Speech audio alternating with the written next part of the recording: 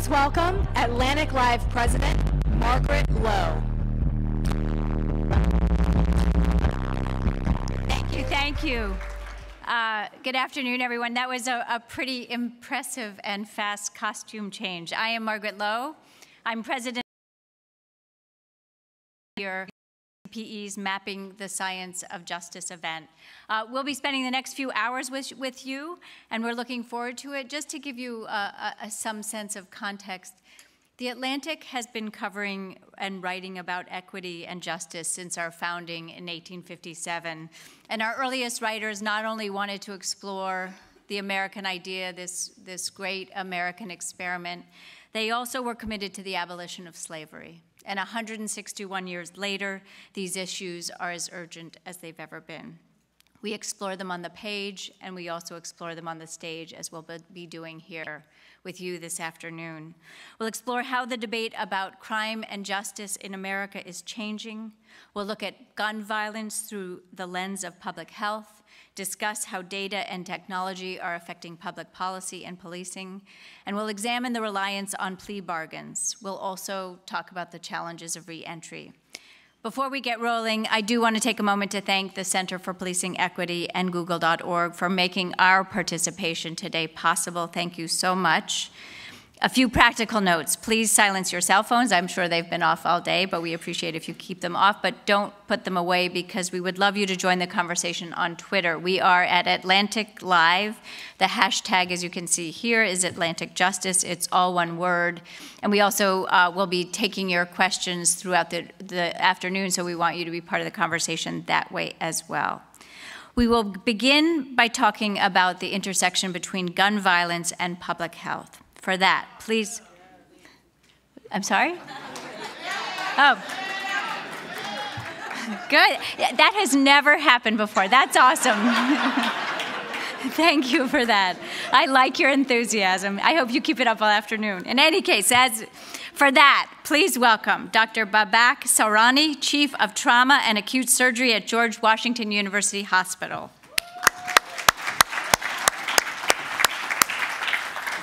Dr. Lena Wen, Commissioner of Health for the City of Baltimore. And Scott Charles, Trauma Outreach Coordinator at Temple University Hospital. And here to lead the conversation, we didn't give, sorry. I got too enthusiastic. Here to lead the conversation is my colleague, Ron Brownstein, Senior Editor at The Atlantic. Ron, take it away. Good afternoon, everybody. So we have doctor, no doctor, no doctor. We're just going to eliminate the doctors and go with first names, if that's okay. Let me start by asking, Lena, let me start by asking you, when you think about gun violence, we've got people here from 3 big urban centers. When you think about gun violence, what does it look like in a day in the life of Baltimore? I think we have to first start acknowledging, as was just said by President Lowe, that there is no question that gun violence is a public health issue. I don't know who thinks that there is a question about it in this audience, but just to say why I think that's the case, I'm an emergency physician, and in the ER, I've treated patients who have died from gun violence, so it's a health issue. But we also know, based on science and research, that violence is something that spreads from person to person. It spreads like a contagious disease. We can map out where gun violence is happening, and we also know that just like a contagious disease, there is a way to prevent it, there is a way to treat it, there are interventions that we can do about it, but we have to first start acknowledging that it is a disease, and therefore, we can interrupt violence as it's occurring, and we can acknowledge, and I'll end with this, that we can acknowledge that we can't separate violence from trauma. Mm-hmm. You know, one of my outreach workers, who we just had an event this morning, and he reminded me that it's hurt people who hurt people. And if we only look at people in Baltimore as the perpetrators of violence, we are really missing how we got to where we are. And we're missing the big picture, too, of the racial inequities and the structural racism that got us to where we are, too. Well, a lot to chew on, we'll come back to. But Bach, talk a little bit about what it looks like from your vantage point in the emergency room. Well, so the trauma centers in the United States stand on the ready to receive anybody who's injured, regardless of the nature of the injury. But an element that's very unique to the United States is the preponderance of gun-related violence in particular, to the point where prior to coming to George Washington, I had the privilege of working in Philadelphia at the University of Pennsylvania. And there, we had a number of European surgeons who would come through on a regular basis for weeks to maybe a month at a time, simply to observe gun resuscitation from gun-related injuries. And that is, in my opinion, that's a mark of shame, that the Europeans have to come to our country to learn how to resuscitate a gunshot victim because they don't have enough of that in their own country, is not something that we should extol as a marker of excellent health care. I agree with Lena. This is a public health crisis. It is a scourge. So we stand at the ready to receive anybody who may be wounded, and with the knowledge that at any moment in time that can happen. That's what a day looks like. How often do you see somebody with gunshot wounds? So luckily, and the statistics here will be a bit sobering, George Washington, thankfully, is not considered a very high volume penetrating trauma center. So here's what a low volume penetrating trauma center looks like. We see roughly 2,000 traumas per year at GW, of which about 15%, 15%, are penetrating. So that means 300 or so gunshots a year. That's one a day, and we're considered low volume. That is striking. A high volume trauma center may see upwards of 4,000 or 5,000 trauma patients per year, and we'll see about 25 to 30% penetrating trauma. And so that's the story. Wow. Scott, by the way, since he's University of Pennsylvania, you're at Temple, that's why we have somebody in between you. That's why we kept you I'm separated. actually a huge fan. Yeah.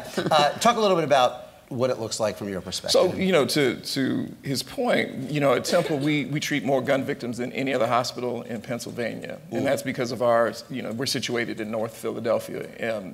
We have probably 3 or 4 of the city's busiest police districts in terms of firearm injury. In Philadelphia a couple years ago, we only went 21 days without a shooting in the entire city. On most days, 3 to 5 people are shot.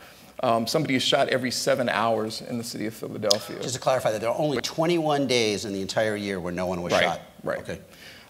So, it's not when I pick up my phone in the morning and I see which pages came across overnight while I was asleep. It's not a question of whether or not there's going to be a gunshot victim on that paging system. It's a question of how many. And so it's a constant drumbeat of gun violence. And this is, to Lena's point, this is a traumatizing feature of living in neighborhoods where, they're disenfranchised. There's a racial component, obviously. And so violence isn't really the cause of the problem. It's really a consequence of the broader problem.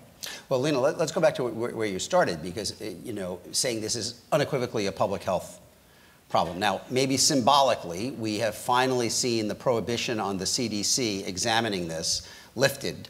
I don't know how much that's going to mean in practical terms. Maybe we'll talk about that in a minute. But if that is, in fact, maybe a turning point where we can begin to look at this more through the lens of public health, what are some of the insights, what are some of the directions that would take us if, in fact, we did view this more as a public health challenge?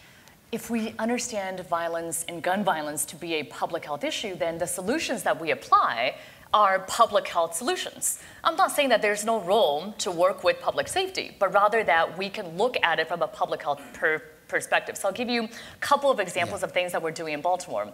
One of them is a program called Safe Streets. There's a national cure violence model, and the idea is that we hire individuals who are from the communities that they're serving. Many of these individuals are recently released from incarceration. They're former gang members, former drug dealers, and if I were to walk the streets of West Baltimore and say, please don't shoot, violence is not, you should break the cycle of violence and trauma, I just don't think it would go so well. But if somebody who has walked in the shoes of the people that they're serving, if they are the ones who are saying that, then it carries a lot more weight. And we have 4 Safe Street sites in our city that cover 1.5 square miles. Last year, the outreach workers interrupted 1,000 conflicts as they were occurring.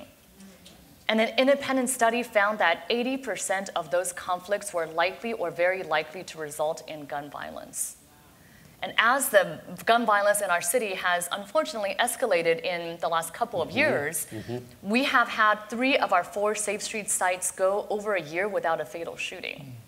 And so it's one example of how when we don't see people as problems but as solutions, it's something that, it's a type of public health approach. And I'll add one more, which is that we see all these other things that promote health and well-being as also reducing violence, reducing lead poisoning for our children, keeping our kids in school by treating their asthma, treating their mental health, getting them glasses. I mean, maybe, we found out, for example, in our city that up to 10,000 of our kids were missing something as basic as glasses. Okay, I don't need another study to tell me that if kids can't see, they can't read, but they may also be labeled as being disruptive or be put back in school because what they needed was a simple pair of glasses. So we see these types of interventions also as improving the well-being of our kids and reducing violence. Can I just follow on one thing? You said something very provocative at the beginning. You think of violence as a contagion, like other contagious health challenges. How does that inform either your Safe Streets program or others? I mean, where does that insight take you in terms of operational policy?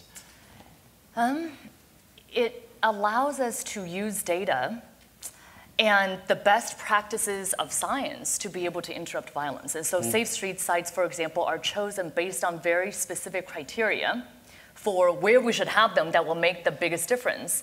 And they are interrupting right at that point of conflict, just before the gunshot wound is to occur. I think in a similar way to if we were to prevent contagions and outbreaks of other illnesses. And the idea being that by interrupting that specific act of violence, you are also potentially preventing retaliation. That's right. There's a whole cascading effect. Scott, talk us a little bit about some of you have an extensive, I mean, this is what you do. Sure. Deal with the community. One of them in particular called Fighting Chance, but there are several. Talk a little bit about how you try to deal with the community in a way that interrupts the cycles that we're talking about. Well, sure. I mean, one of the more practical things that we're doing is we have a program called Fighting Chance where we take medical staff into the communities that have the highest rates of firearm injury. And we educate the community members in terms of hemorrhage control and how to stop the bleed and how to respond in the wake of the shooting so that they're not merely standing by and that they don't feel powerless. And this was an initiative that came from the community where they said, is there something that you can teach us because we find ourselves kind of standing around and we watch our loved ones bleeding to death. And in a sense, then, there's a national movement called Stop the Bleed that I'm sure you're pretty much aware of. But the one difference, and I think Stop the Bleed is amazing, but the one difference in what we're doing is we're specifically targeting those communities using real-time data like Lena was talking about. Philadelphia, their shootings are provided through open data. And so we can use police data in real time to figure out where the shootings are happening. And then we can connect with the community groups in those areas to begin facilitating these trainings. Explain a little bit about how you kind of find the people to train. Do you work through churches? Do you work through schools? Is it, how do you kind of, do you set up a storefront? I mean, what do you do? Well, literally, it is making those cold calls and connecting with those. Because of our relationships in North Philadelphia, we kind of have a sense of who's operating in those communities and just reaching out and sometimes just dropping by and saying, listen, this is, we are aware of the shootings that are going on. Because of some of the other work that I do, I know a lot of the people there. And then we arrange to do these trainings, and we'll oftentimes do them in schools, we'll do them in churches. But this is a community-driven initiative with the hope that if we can save lives. I mean, one of the things that you find is that if people die as a result of these shootings, and sometimes preventable injuries, there's going to be a sense of a need to retaliate. And when talking about this contagion factor, their friends will oftentimes feel that they need to avenge those shootings. I meet with every gun victim who gets admitted to the hospital as part of my role. And some of the conversations I've had, I'll ask guys, is this what you thought being shot would be like? And they always say, no, I wouldn't wish this upon my own worst enemy. And when I ask them, what do you intend to do with this? A lot of guys who survive being shot, and in Philly, more than 80% of people who get shot will survive. They'll say, I'm just going to write this off to the game. This is not something that they want to happen, but if not for folks intervening with these kinds of programs, I would be remiss if I didn't point out that Miss Erica Ford is in the audience, in the orange there. She is a legend in this game. She should be in my place. I should be out there holding up a phone looking at her.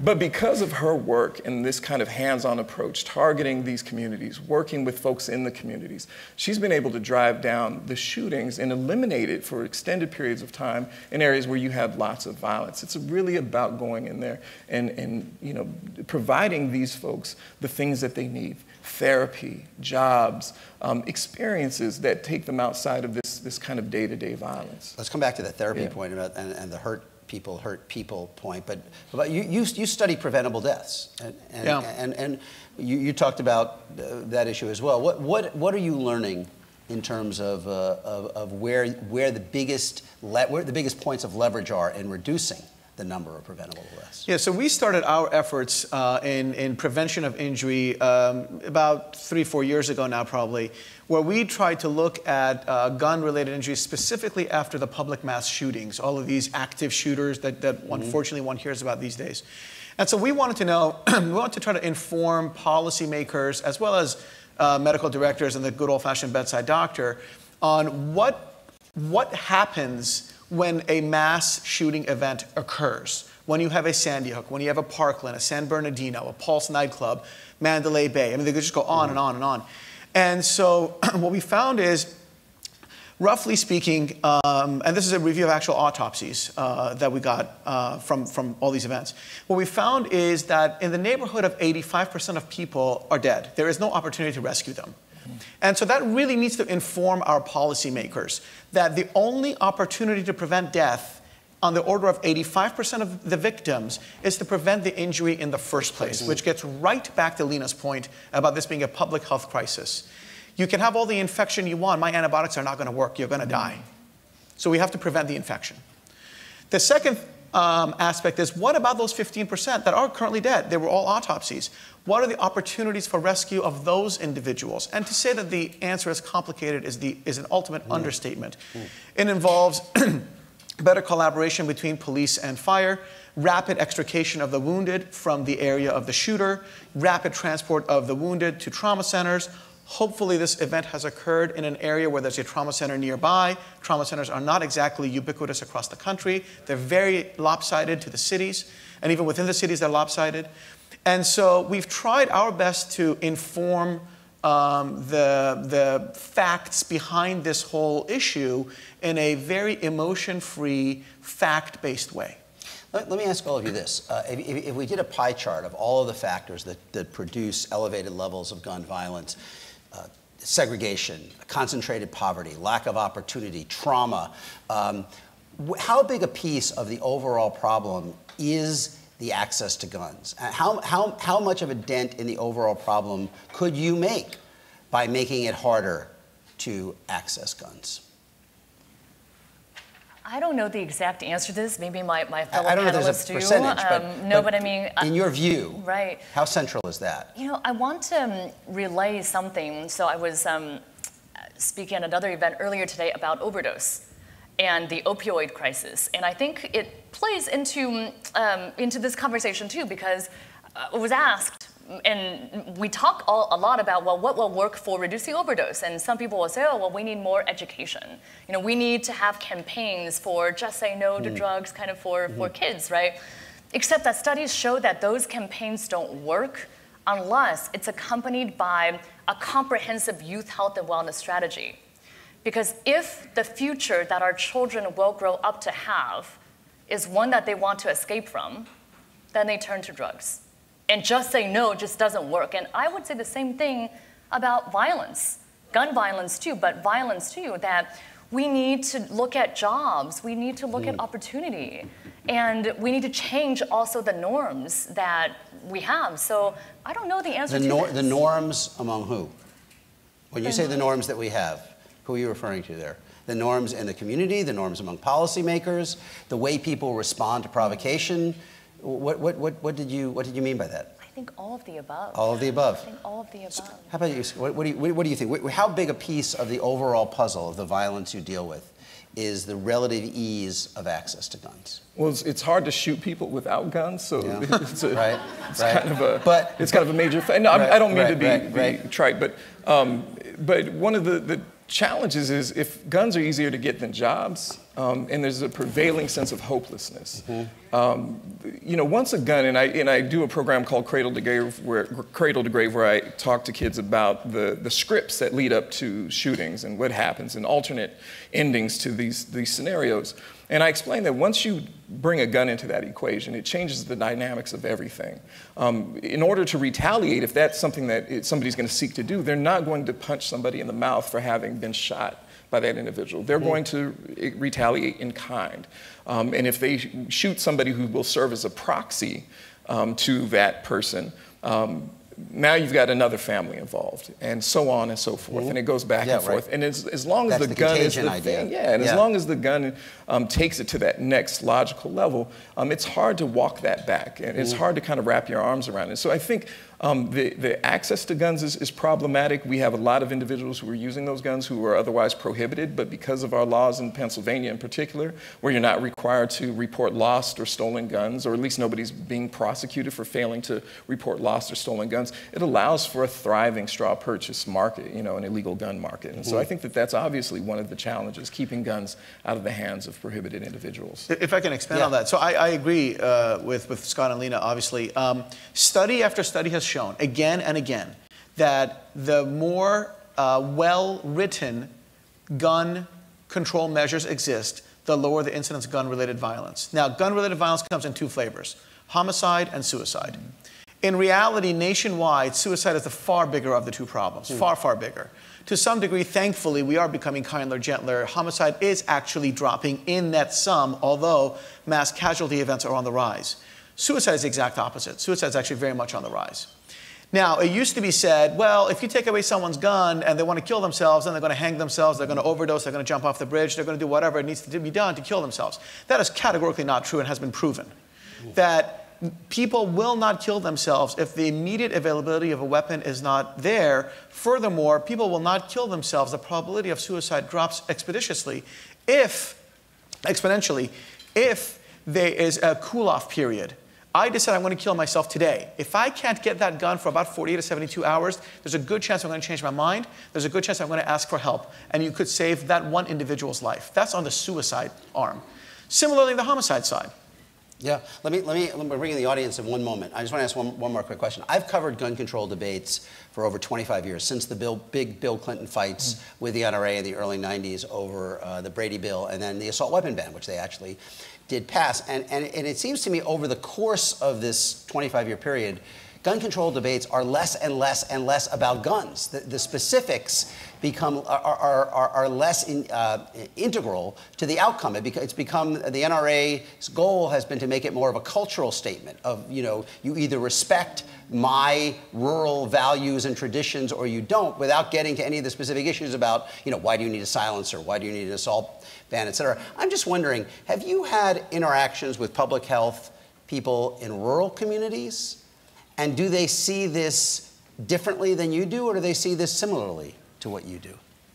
If any of you have had those kind of I mean, a exposures. very good friend of mine who is a world-renowned trauma surgeon, I'll even name him out because he's just such a good guy, Dr. Ron Gross, is chief of trauma surgery in Massachusetts. And he's a retired United States Army colonel. And, you know, he and I talk about this, and he owns a gun, and I have no problems with him owning a gun. In fact, I have tremendous respect for him owning a gun. But he will tell you that, you know, this is not about getting rid of the guns. This is not about getting rid of the Second Amendment. That is not even part of the debate. It is about responsible ownership, and it's about ownership within limits. You know, Ron cannot go out and buy a bazooka. Ron should not have a silencer. The question is, does it look different to you from your vantage point than it looks to someone in small town America? So my only, you know, I don't live in small town America. I live in Philly, and I'm a gun owner. And so the only perspective that I have is from the people who visit my Twitter handle, which from rural America, and they don't tend to agree with me when it comes to responsible gun ownership. But I actually had an exchange not long ago with a group of individuals who were attacking me for my position, and I actually invited whoever wanted to come to North Philly to get some vantage, you know, get some insight into what we see up here. And actually, one guy took me up on it. He's not visited yet, but I encouraged him to come through and see the kinds of things that we do. I think it's important to have these exchanges of ideas and perspective. But I think that for those individuals, they believe that we're trying to punish them for what goes on in urban America, and that's not that's not the case. We're simply trying to find compromise that is going to be mutually beneficial. Do you want anything, or we can go to the...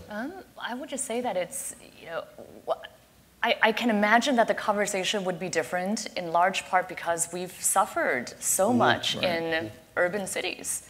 And I feel like I keep on coming back to the race issue, but we're just after 3 years after the death of Freddie Gray, while in police custody. How can we not think about the race issues when thinking about gun violence? And I'm not sure that those same conversations persist in other parts of the country. Yep. Hi. Oh, no, you got one in the back. Hi, my name is Abigail Sewell. I'm a medical sociologist by training and a professor of sociology at Emory. And I have a concern. I completely agree with you that gun violence is both a disease as well as we need a public health tool to treat it. However, in order to get to the public health model, you have to go through the medical model. And I know from prior illnesses or things that have become illnesses, the medicalization of social problems sometimes actually is accompanied by further increases in inequality.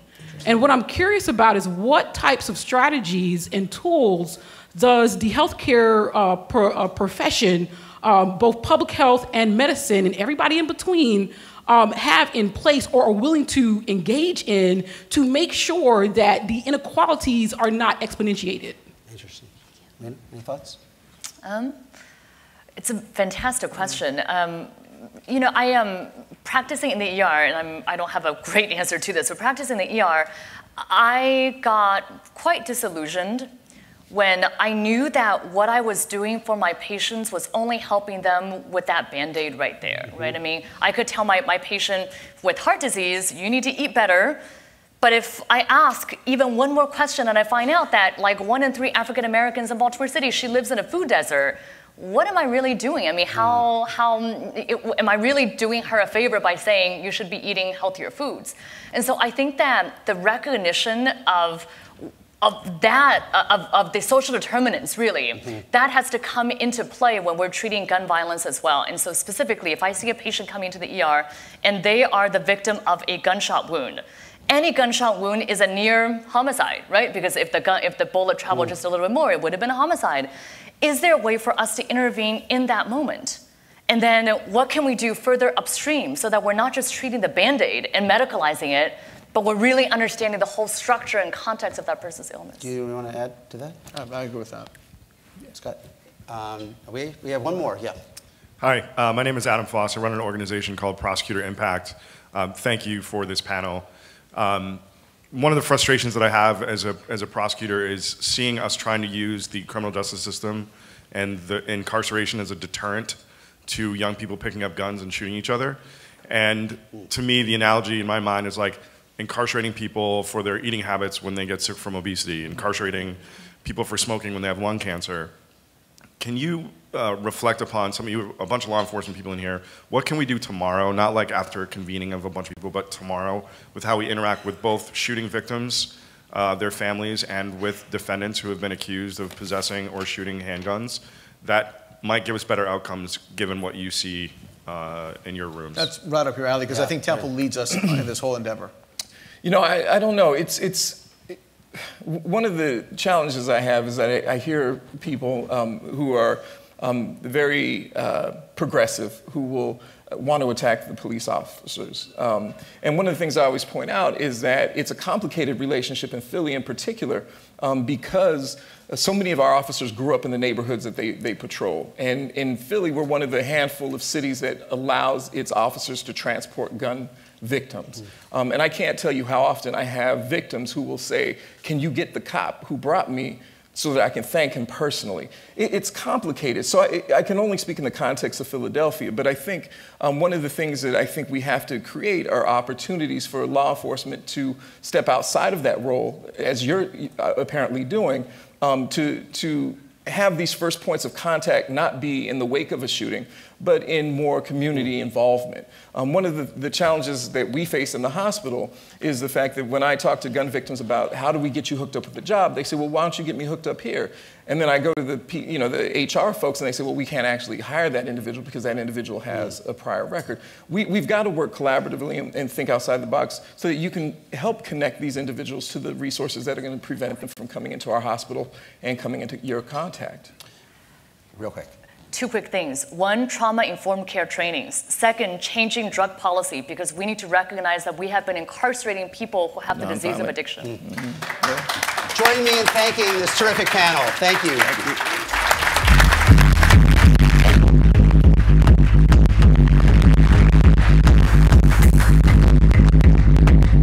Here to talk about the role of data in criminal justice, please welcome Amy Bach, Executive Director and President of Measures for Justice, Lori Robinson, Professor of Criminology, Law and Society at George Mason University, and Van Newkirk, staff writer at The Atlantic. So we are tasked with the monumental topic of data and criminal justice. And we only have a few minutes to do that. I want to start by giving the audience a sense of, Amy and Lori, your histories with criminal justice and data. And let's start with Amy. How was Measures for Justice founded? And what were your goals? And what's the process been since? Measures for Justice was founded in 2011. I had just come off of the heels of writing a book called Ordinary Injustice about how the courts treat regular people. And the conclusion of the book says, look, we measure everything. We measure sports, healthcare, education, water supply, but we don't measure criminal justice.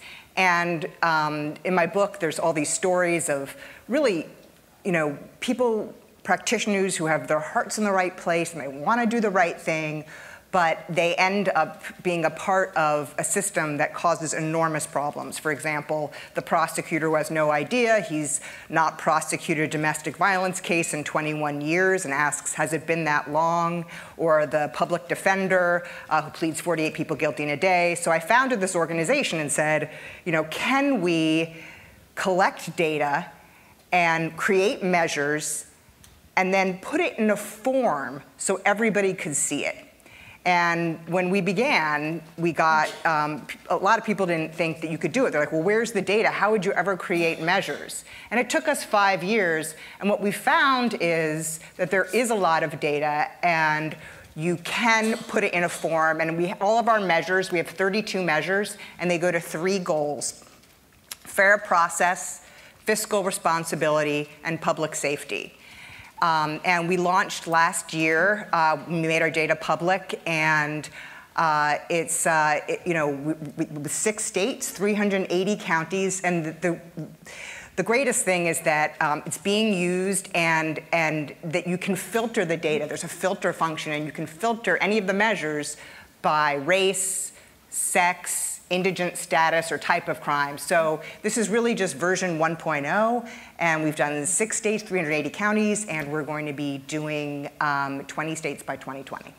How are people reacting in those 6 states to increased transparency of the data in their system?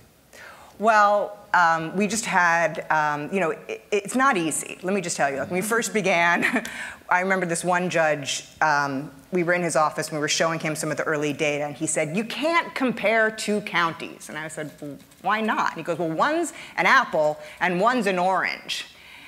And I just sat there, well, why can't you compare an apple and an orange? Why can't you say that one is red and smooth and the other is orange and bumpy, and then show the difference? And he looked at me and he goes, but I don't want a tomato in my fruit salad.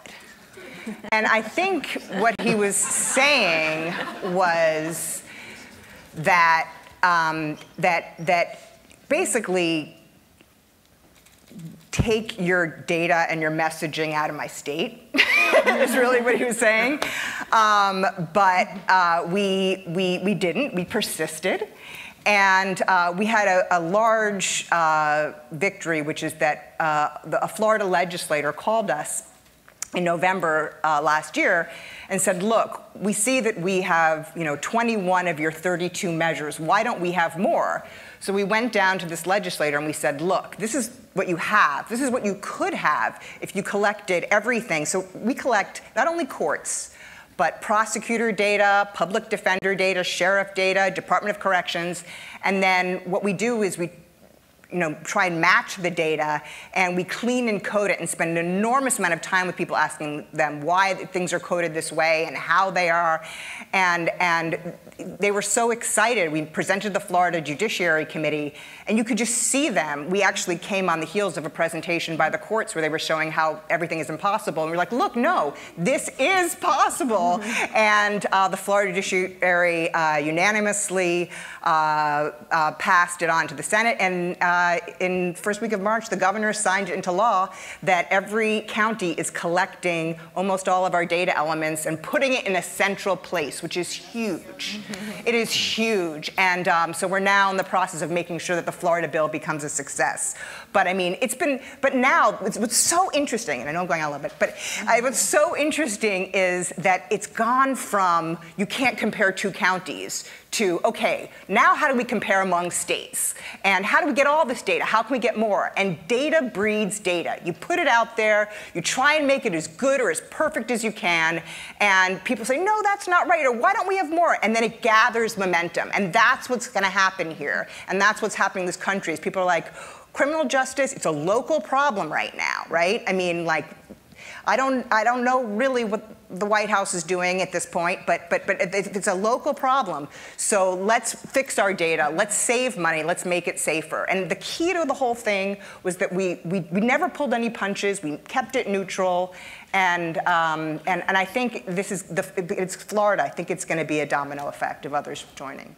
And I want to ask you, Lori, you were named, you were co-chair of President Obama's task force on 21st century policing. Can you tell us what the goals of that task force were and how you went about meeting and examining those goals? Yeah, no, I'm happy to do that. First of all, I want to really congratulate Amy. The kind of work that she's done in really zeroing in on data at the local level, state level, yes, but at the local level. Criminal justice in this country is so decentralized. It's really a local enterprise. And that goes to your question, Van, about the Obama Policing Task Force. The charge that President Obama gave to my co-chair, Chuck Ramsey, the police commissioner at that time in Philadelphia, and me, was that we look at how to build bridges between police and communities. And that was the central charge given to our task force. And we held hearings around the country, and this was all done, by the way, in 2 months. And we developed 59 recommendations and presented them to the president, and that was issued in the spring of 2015. And some central principles went to the issues of transparency and accountability. And data was a central feature of that. We said that it was really important for jurisdictions, for police agencies, to collect data and share it with the public, put it on their websites, to collect data on use of force, on officer-involved shootings, certainly on any lethal situations there, and to share data on a host of other things, certainly anything like deaths in custody, but also on arrests, on summonses, on a whole host of areas. We said that they should conduct surveys of citizens in their jurisdictions and do that on an annual basis, and to do it by census tract or zip code so that you would find out how the differential was between areas of lower income and higher income. And so you would ask citizens, how are we doing? You would get that kind of feedback, and you would share that data and have a dialogue with your citizens so that you could really go about co-producing public safety. So data was a very important part of this report that came out. So I want to point out this was initiated in the wake of Ferguson, right? And so Absolutely. you had people across the country clamoring for any kind of data, not just on officer-involved shootings, but just the manner of policing in our communities. I remember actually some of the things people were doing to go and see how many people were arrested were looking through newspapers. They didn't have data at the level. What did we find from the task force, and how have perceptions, I think, among people of criminal justice data changed since then? Yeah, well, I think that one thing that we need to step back and think about, again, is the fact about how decentralized the criminal justice system is in our country. If you look at the European systems, for example, Scotland Yard in England, for example, all of the police departments across the United Kingdom report up to Scotland Yard. So if they were changing their procedures, they can just issue an order and have all of the police departments get that order and, presumably salute and follow that. And we have 18,000 independent police departments in this country, each of them, and many departments represented here, of course, at this conference. Each of them is going to decide to do things in their own way. So during the course of the task force's work, and when we were meeting with the president, and he knew I headed the grants agency in the Justice Department, and he said to me, "Lori, why can't we condition the grants to require all of those police departments to send in information about officer-involved shootings that resulted in deaths?" And he was really kind of pounding me a little bit on that. And when the leader of the free world is pressing you, I don't get nervous very often, but I swallowed pretty hard. And I thought, well, I headed that agency for 10 years. I think I know how it works. So I said, well, Mr. President, those really small agencies don't receive grants, and they certainly don't receive direct grants from the federal government. So there's no way to coerce them to send in that data. There's no way to condition a grant that they don't get. And in fact, the federal government doesn't have that leverage. So there's no way to do that. I think you know that the Guardian newspaper and the Washington Post, I think starting in 2015, started collecting that data through news sources and other means, and have been doing it since that time. But the federal government, despite efforts through the FBI and the Bureau of Justice Statistics, has not yet officially from the federal level started releasing at least that data. But I think those efforts are going to continue to be underway. But it's an example of the limitations because of our decentralized system. Beyond policing and thinking into all of the sectors of criminal justice, we're talking about courts, we're talking about lawyers, we're talking about prosecutors and corrections. What domain of criminal justice data collection is the most transparent and the furthest off?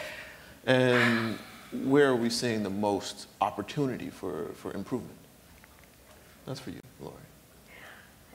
I think we need to step back for a moment and think about kind of the different layers. And in anticipation of this program, I was thinking back, I think the Uniform Crime Report that you see the FBI releasing every year, I think that started back in the 1920s or early 30s.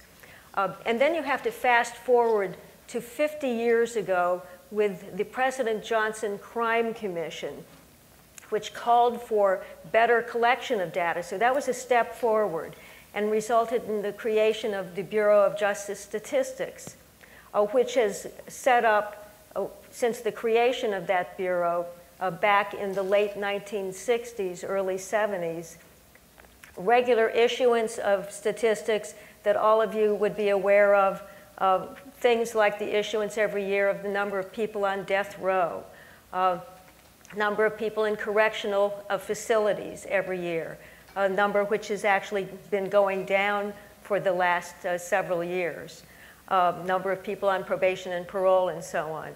So those state-level statistics are actually very good. because those are easier to collect and quite reliable. But I think one thing that is really important, data can be very effective in influencing policy and have a real impact in different situations. For example, data analysis, which is something we haven't really talked about here, has been very influential in triggering the Justice Reinvestment Initiative, which has helped in really resulting in more than half the states examining their prison and some jail populations, and resulted in lessening those populations by examining who's incarcerated.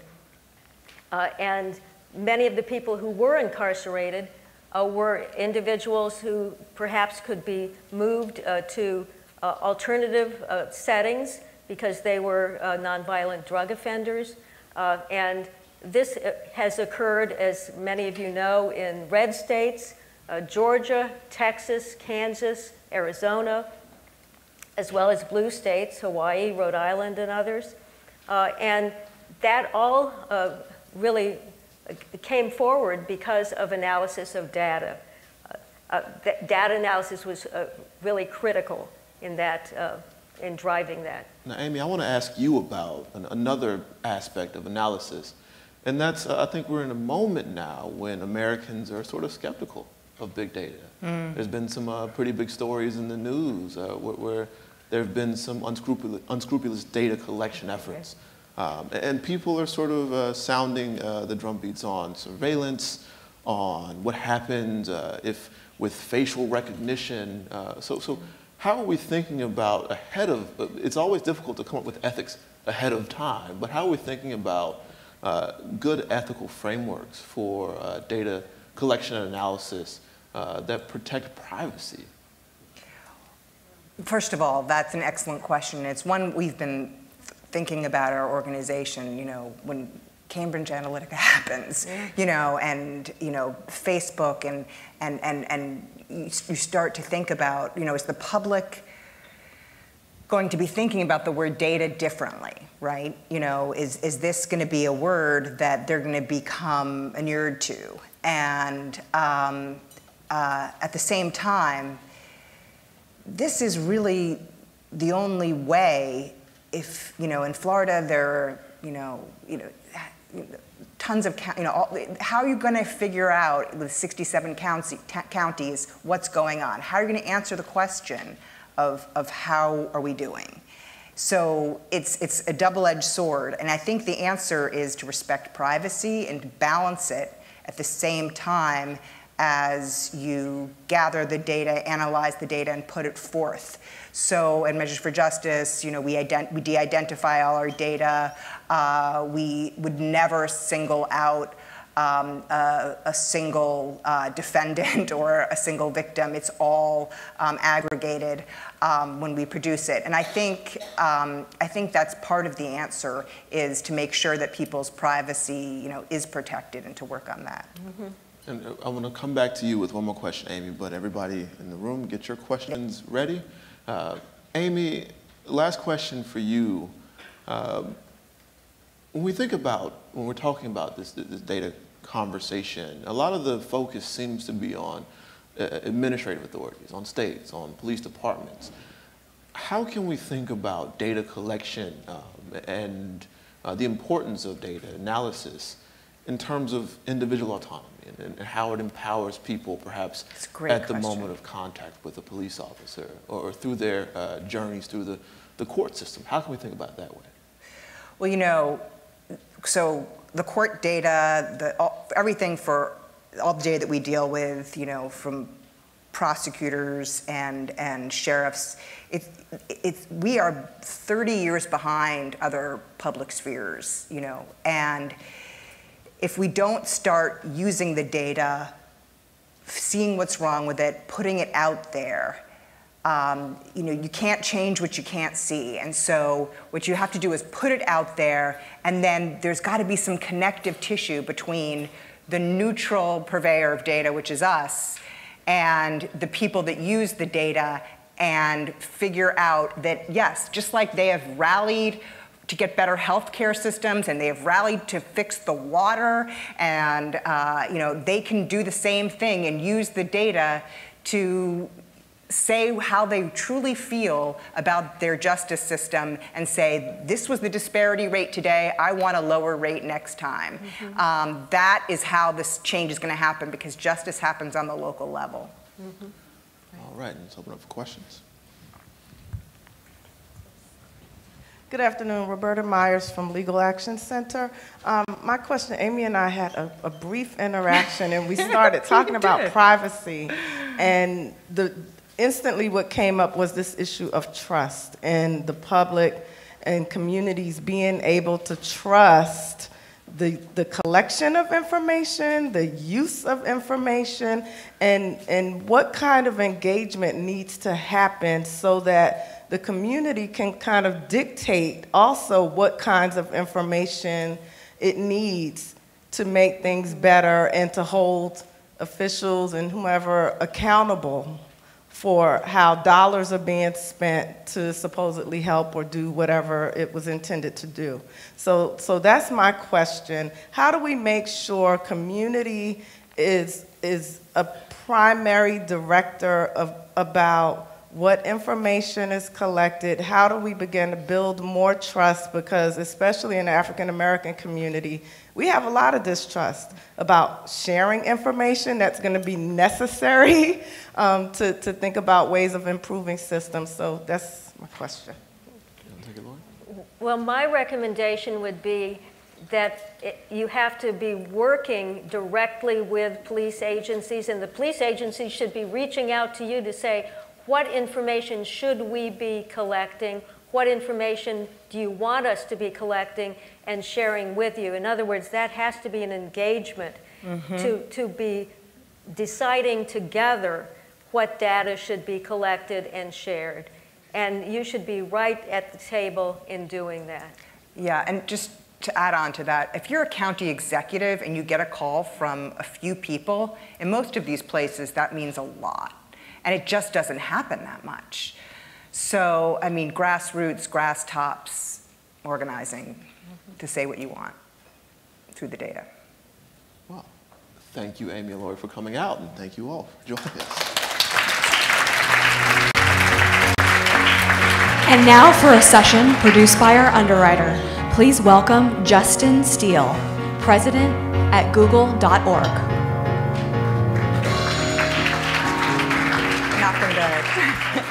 Good afternoon. I'm going to give myself a demotion. I'm a principal, and the president of Google.org is probably thinking, I didn't promote Justin to president. What's happening?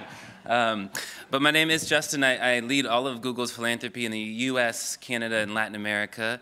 And I've had the privilege with my colleague Mab to start the Racial Justice and Criminal Justice Giving Initiative a few years ago, and we've committed $30 million to this work and excited to continue to do more. I'm sure, well, you can clap if you want to, thank you. I'm sure some of you have been squinting at that Google.org logo on those slides and thinking, what the heck, why is Google, of all companies, involved in criminal justice reform? What's the hook, what's the angle, why is this authentic to us? And so I wanted to give a very brief background of how we came to this work and then introduce our partner Phil Goff to tell you a little bit about one of the collaborative projects that we've done with Phil. But if you go back to Google's mission, so Google's mission is to organize the world's information and make it universally accessible and useful. And I think there's a couple of key words in that mission statement that really bring us to this work. The first is accessible. I think there's this very deep spirit of Google about the belief in the power of access. And that carries to things like Google Search and Google Maps and Google Books, all the tools that we all, I'm sure in this room, use and love, hopefully love. But it also extends into the offline world. There's this spirit of the importance of access, the way access improves people's people's lives and does good in the world. And we look at systems like mass incarceration and how it marginalizes and disenfranchises millions of people, and we think there's a system that's denying millions of people access, and it gets Googlers pumped up and excited to disrupt that in the same way we disrupt other systems that prevent people from having access to information. The other piece of that mission statement that I think is really relevant for us is the actual word information. And I'll tell you a quick story about how that information piece of this mission really brought us into this work. The summer of 2016, after Philando Castile and Alton Sterling were shot and killed, the Googlers, particularly the Black Googler Network, came to Mab and I, and we had been working on this racial justice initiative, and they said, Justin, Mab, give us the data. Like, we're some of the best people in the world at doing analysis on data. Give us the data. We want to know how many Black people and people of color are being shot and killed by the police. We want to analyze it, and we want to put it up on search. We want people to be able to have access to this information. It's important information for the world to have. And we had to tell them that information doesn't exist. That data is not available. It's not accessible. There are 18,000 law enforcement agencies, and that data is locked inside each one if it exists at all. And so they sort of pushed us and challenged us, well, what are we going to do about that? How are we going to go get that information? And so we reached out to partners like Measures for Justice and Amy Bach and Phil Goff and the Center for Policing Equity. And so our first step was to figure out how do we find community partners who are engaged in that data work. And we gave Phil and the Center for Policing Equity a $5 million grant, and we said, let's get out of your way, you go get that data. But we also always aspire to do more than just give money. And so what we did was our Black Googler Network formed this group called Project Lifesaver, and they stepped up and said, we want to provide engineering resources to really get behind Center for Policing Equity. As they're collecting that data, how can we help build out the analysis? And so, long story short, we had an incredible team of 9 engineers, many of whom are with us today. Raise your hand if you're a Google engineer that worked on this project. So these are some of the heroes of our work. I know to you all they probably look like normal people, but inside Google, these are the kings and queens of Google. These are the people that make the magic happen. They create all the products that you all find incredibly useful and magical in your day-to-day lives. And they spent 6 weeks of their time and engineering talent to work with Center for Policing Equity and Dr. Goff on helping to build out what we call a CompStat for Justice.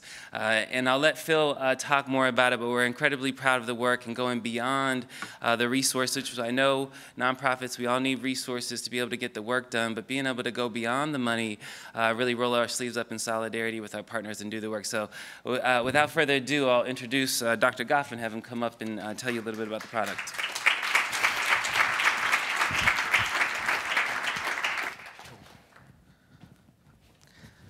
Thank you very much, Justin.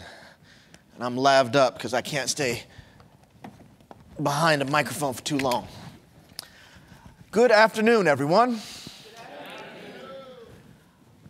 I don't have much time, so I want to ask a very simple, straightforward question, one where there is an easy answer. How do you solve the problems of race in policing? Do you invest in anti-bias training? Do you campaign for your local DA to hold the bad cops accountable? Do you make officers live next to the people they are sworn to protect? Or do you just have to scrap the whole enterprise and start all over again? I've watched people wrestle with these questions for the majority of my professional and adult life. And over the past year, I've watched as the nation's attention has turned away from police reform. In part, this is a response to the political climate, but in part, this is in response to the despair that many feel when they realize there's literally no way to measure the scale of racial bias in policing. At least there hasn't been. But what if I told you there was a data tool that would allow us to hold law enforcement accountable to our shared values? The Center for Policing Equity, for the last decade plus, has been trying to build analytic systems that will allow that to happen. And today, briefly, I want to show you what can happen when nerds and geeks get together, when science and technology try and solve a problem collaboratively. Now, there are 4 things you need to be able to do if you want to create a police accountability tool, right? One and two, you've got to collect the data in the first place. Right? And of the 18,000 police departments in the country, I would be surprised if 2/3 of them collected the kind of behavioral data that we would require for this. But after collecting the data, you have to standardize it, you have to clean it, you have to audit it, you have to know what's there. And the Center for Policing Equity began doing this before our collaboration with Google in 2012, literally just before Trayvon Martin was tragically shot and killed. Now, that National Justice Database, which is the data tool that we started with, covers about 1/3 of the United States by population. It is the first and largest standardized data set of police behavior in the history of the world. Please don't clap, okay? Because that is an embarrassment. We are happy at our humble brag, but it's a low bar, okay? But that National Justice Database, when we're doing it department by department, to collect the data, help them do that, to clean it and audit it, human beings, 3 of them with PhDs, usually takes them somewhere between 9 to 12 months to get that done. 9 to 12 months for humans to do it. That's because, and I'll give you just one example, in one of the data sets we received from a reputable police department, we looked at the address of a use of force incident. The address was cheese. The event happened at Cheese, apparently. I don't know if it was Chuck E. Cheese, if it was Brie Cheese, but it was cheese. What I'm trying to tell you is the data are bad. But now, basically with the press of a button, as a result of they call them engineers. I assume that they traffic with the Dark Lord and have magical powers.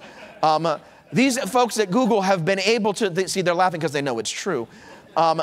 These folks at Google have been able to provide us with a tool that will automatically audit, clean, and standardize the data set.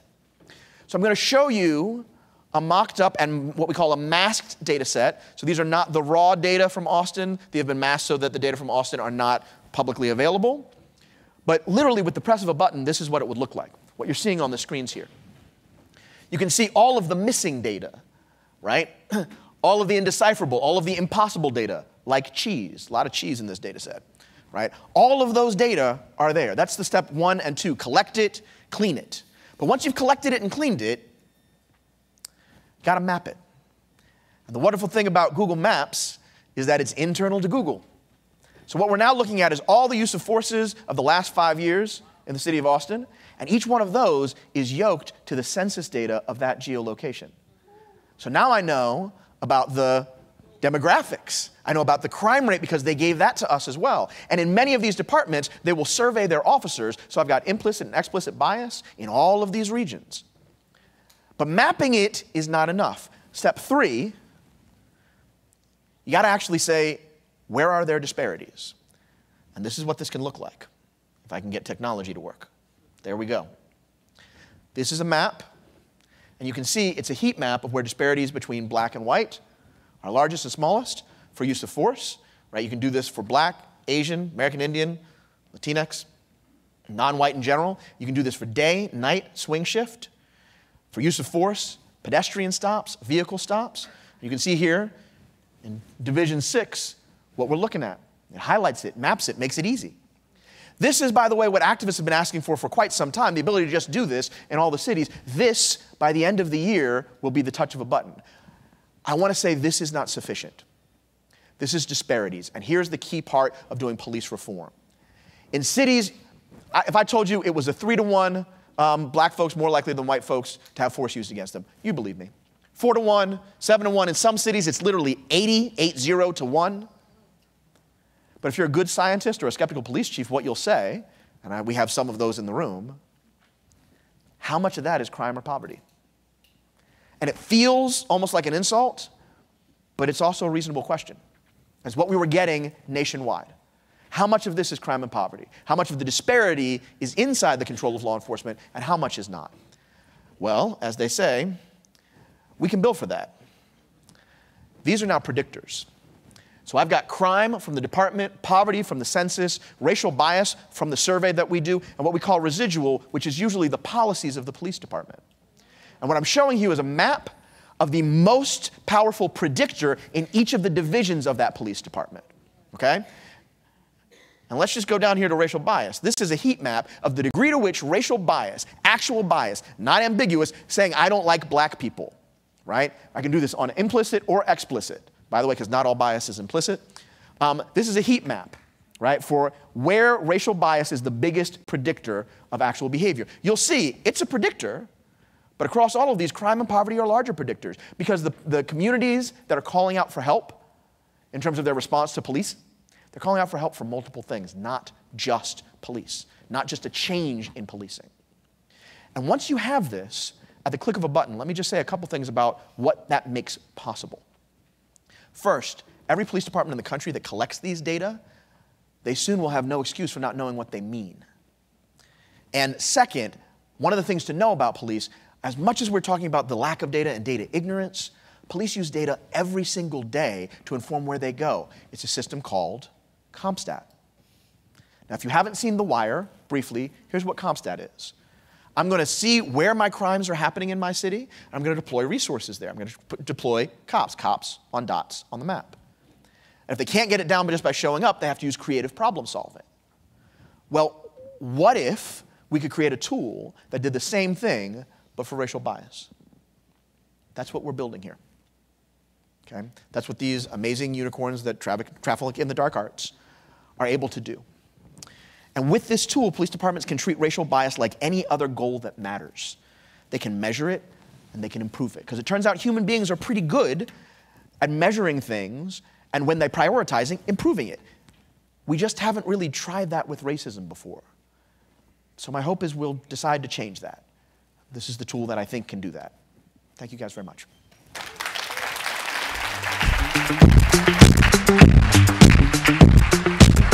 Here to talk about the age of the plea bargain, please welcome Barry Shank, co-founder of the Innocence Project. Emily Yaffe, contributing editor at The Atlantic. John Pfaff, professor of law at Fordham University.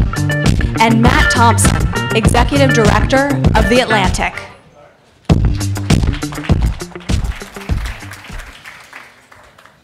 Thank you very much. Thanks to all of you for joining us today, and thank you to my distinguished panel over here. So we're talking about plea bargains.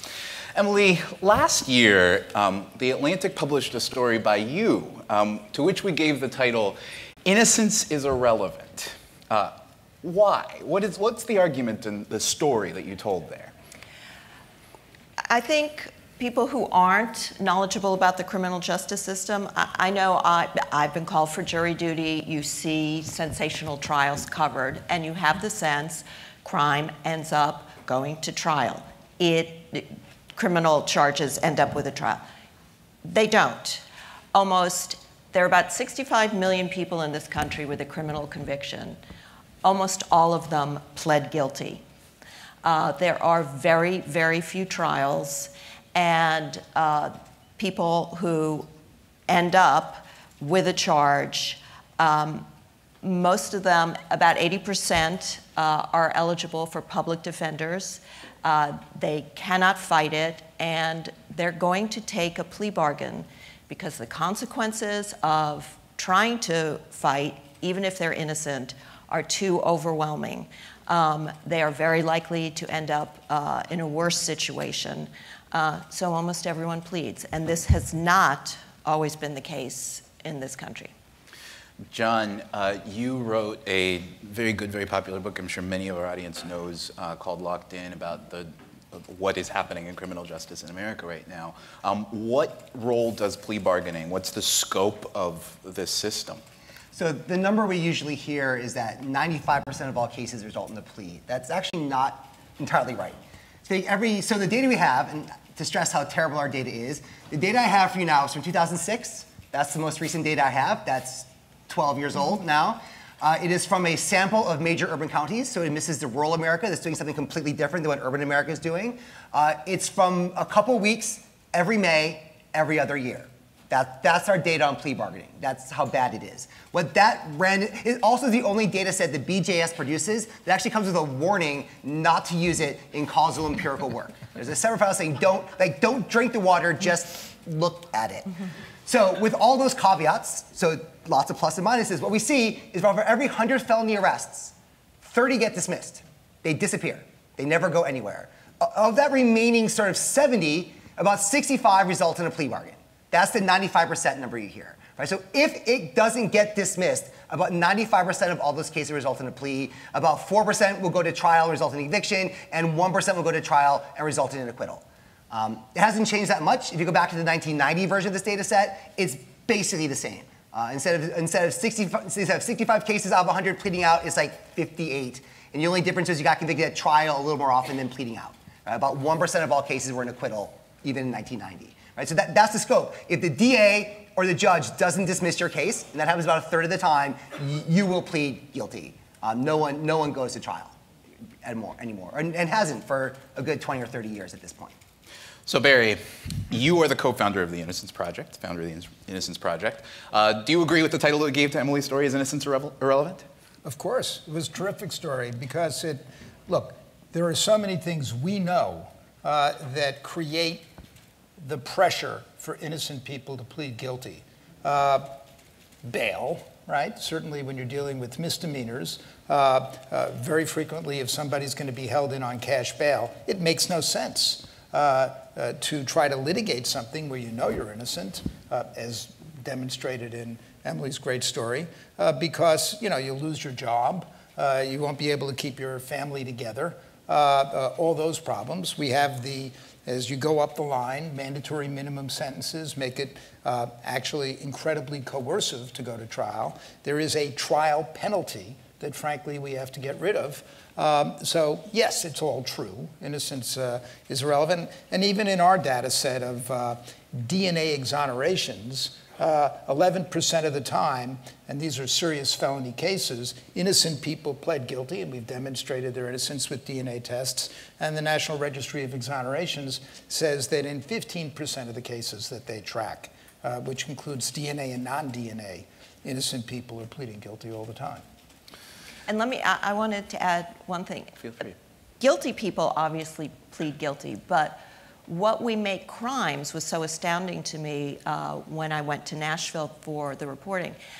People get churned through the system for driving with a suspended license, not because they're bad drivers and dangerous drivers, but because they're behind in their child support.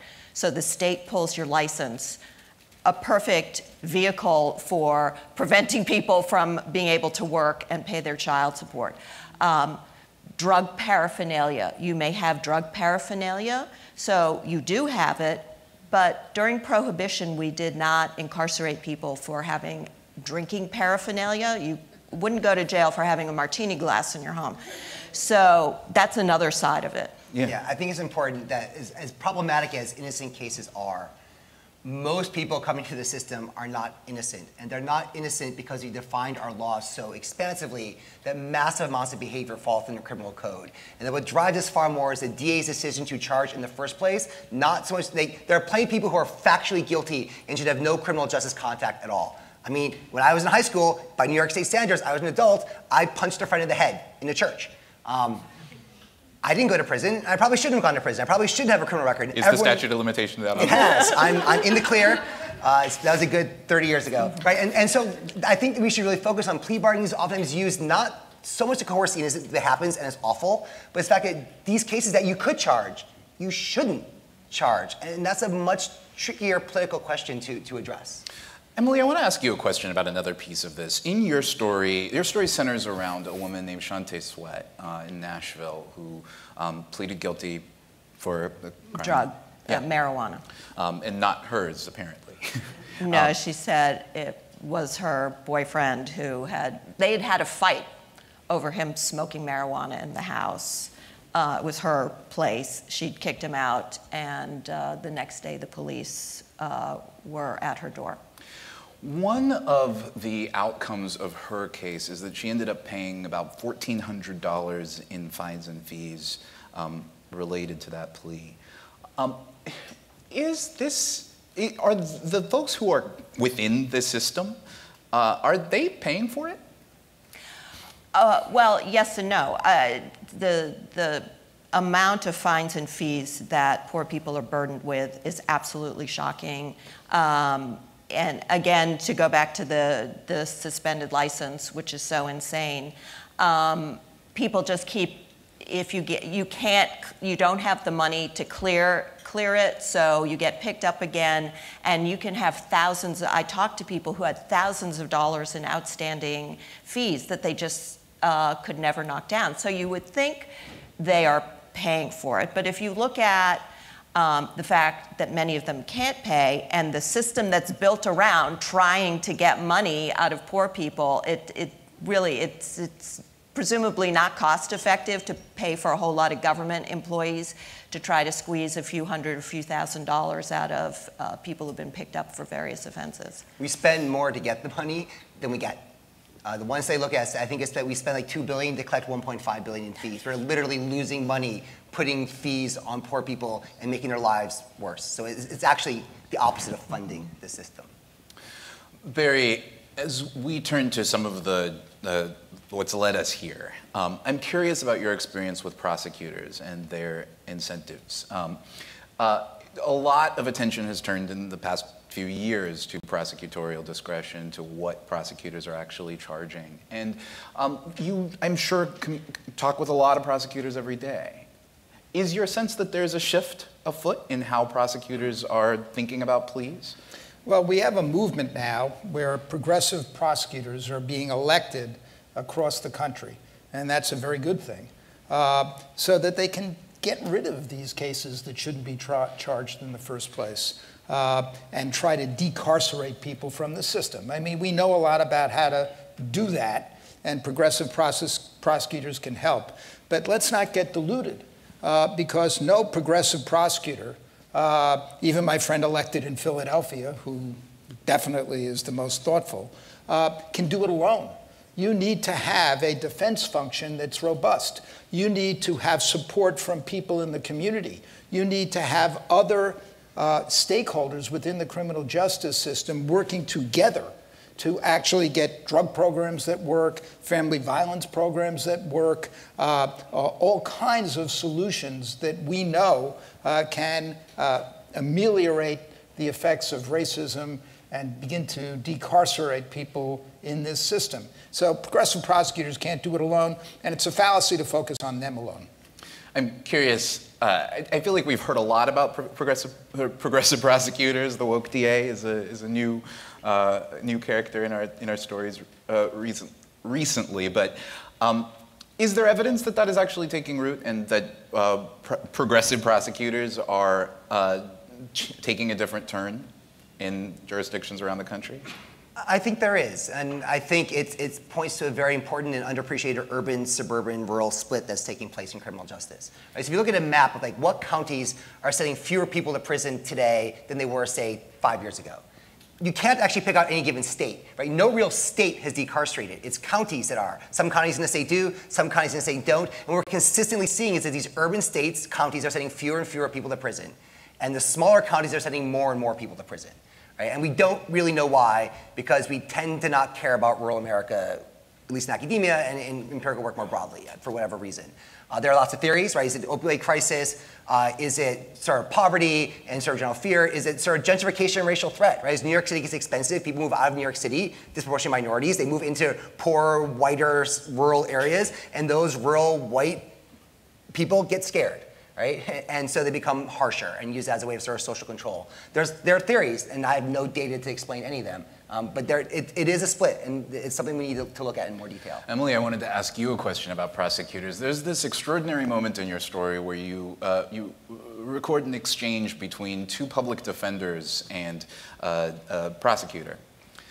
And I don't think that what you describe there, the scene that you portray, that dialogue, I don't think it would be familiar to many folks who've never been in that room at that time. So please tell our folks what you saw. Well, and I'm also curious, how was it changed by your presence there? Yes, I definitely had a Heisenberg effect on this, I was told. So I went in for the morning session dealing with the people who had been picked up overnight and were in jail because none of them could make bail, essentially 100% homeless people. And there's a stack of papers, and the two public defenders and the prosecutor sit and turned paper. I mean, it was like a speed dating thing.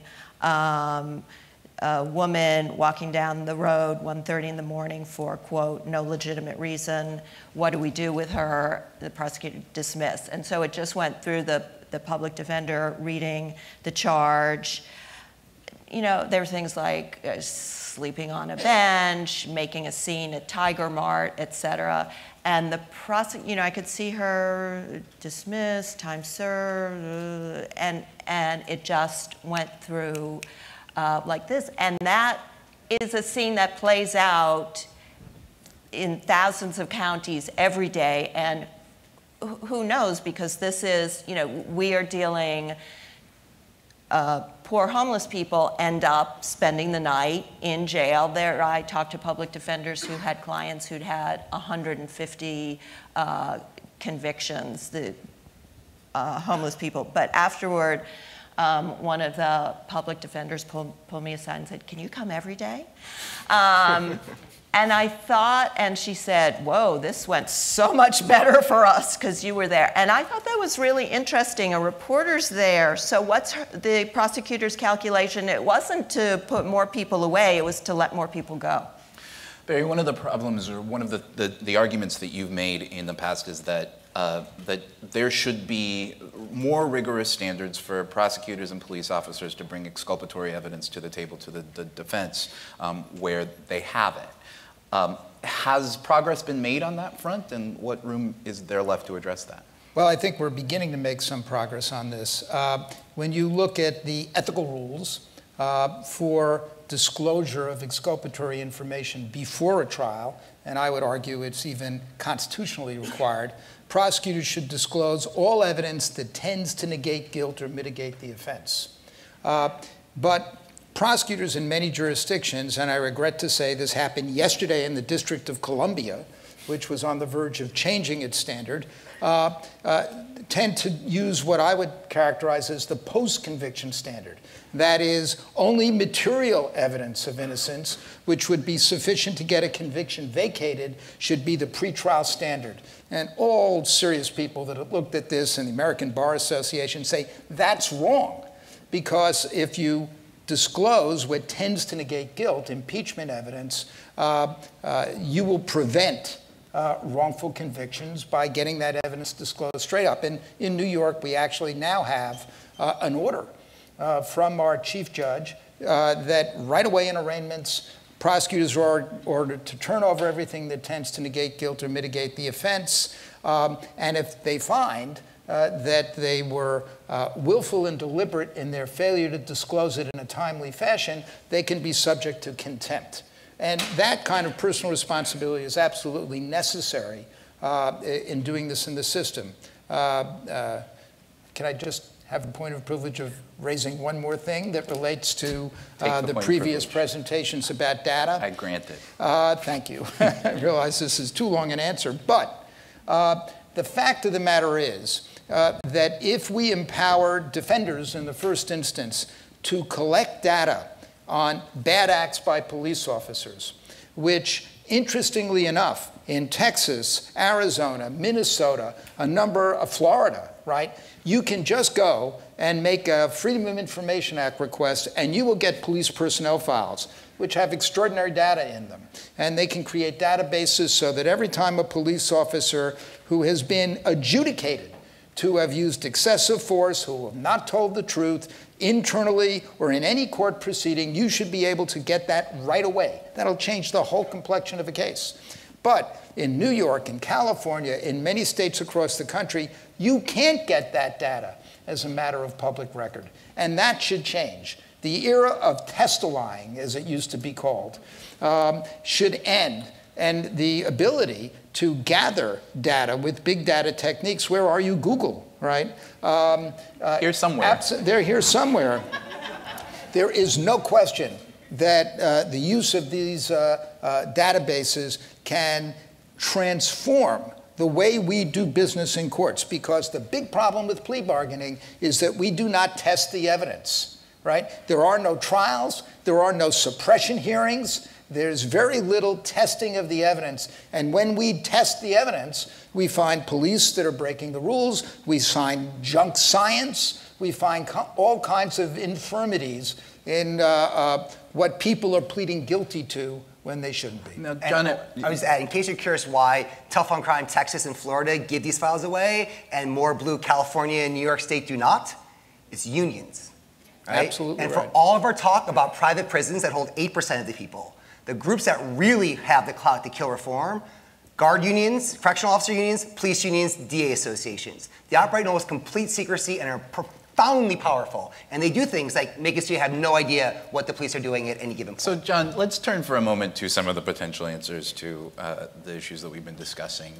You made the point in Locked In that part of the challenge here is that we don't have one criminal justice system. We have 3,000, quote, a vast network of systems that vary in almost every conceivable way.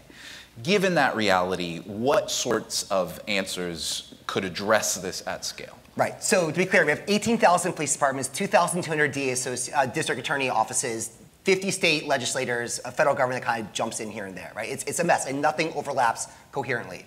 I mean, one thing to realize is that, yes, we have 2,200 DA offices, but 25% of all cases are handled by 1% of the offices, and 2/3 of all felony cases are handled by 10% of the offices. 220 counties handle 2/3 of all criminal cases. You don't need you could change all of North Dakota and you wouldn't do a thing to mass incarceration that would come from changing New York City, LA, and Chicago alone, right? So I think we need to focus on urban DAs matters. They're going to have the biggest impact, and there aren't that many of them. And as I think Larry Krasner shows, if you mobilize the communities that are most affected by the prosecutors, right? And that's what made Krasner different. They mobilized disproportionately poor urban African Americans voted for Krasner in a way they hadn't voted for other people.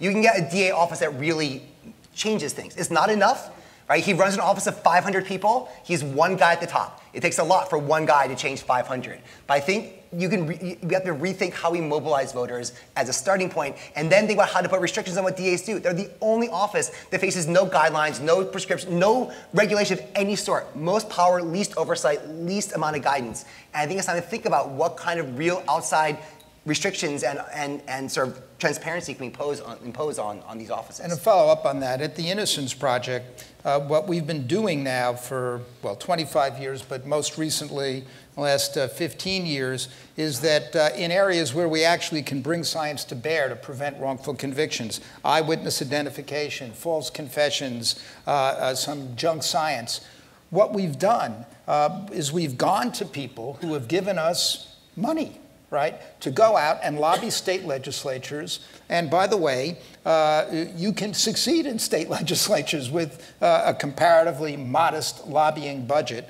But when we have a very strict definition of what constitutes reform, and we can now honestly say that in close to a majority of states we've enacted them because we define reform, much in the way John is talking about, we have to have at least 60% of the population in a state, right, having reform practices in place by the police, right? It's a strict definition, but if you're smart about how you begin to go about enacting reforms, state by state, jurisdiction by jurisdiction, you will eventually get a tipping effect, I believe, and it's a smart way to go about it. Yeah.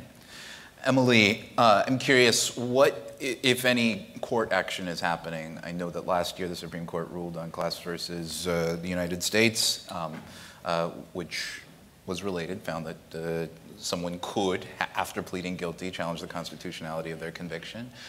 Is there any other federal movement? Is there any other Supreme Court movement or class action suits that you're tracking? I should defer to the two lawyers here.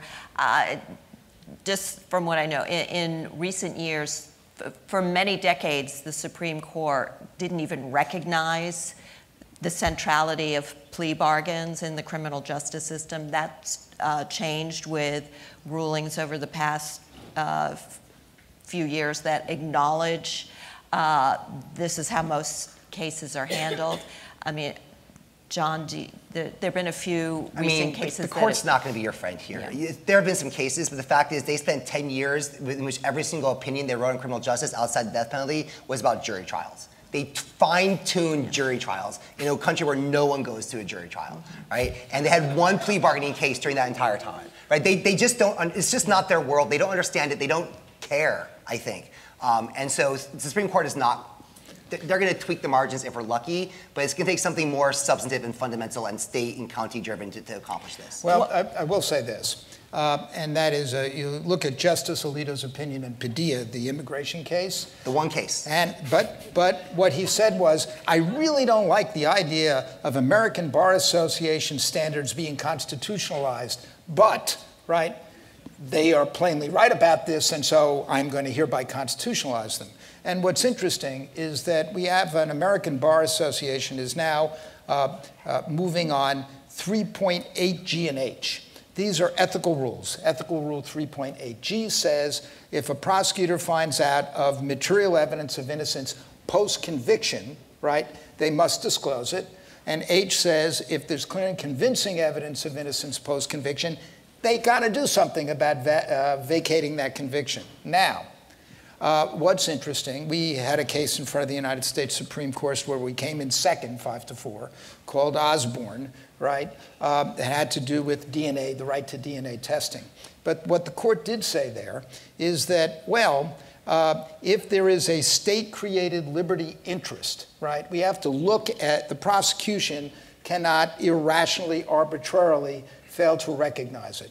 It turns out now that every state in the country has a statute saying that if you can come up with new evidence of innocence, right, you can vacate your conviction.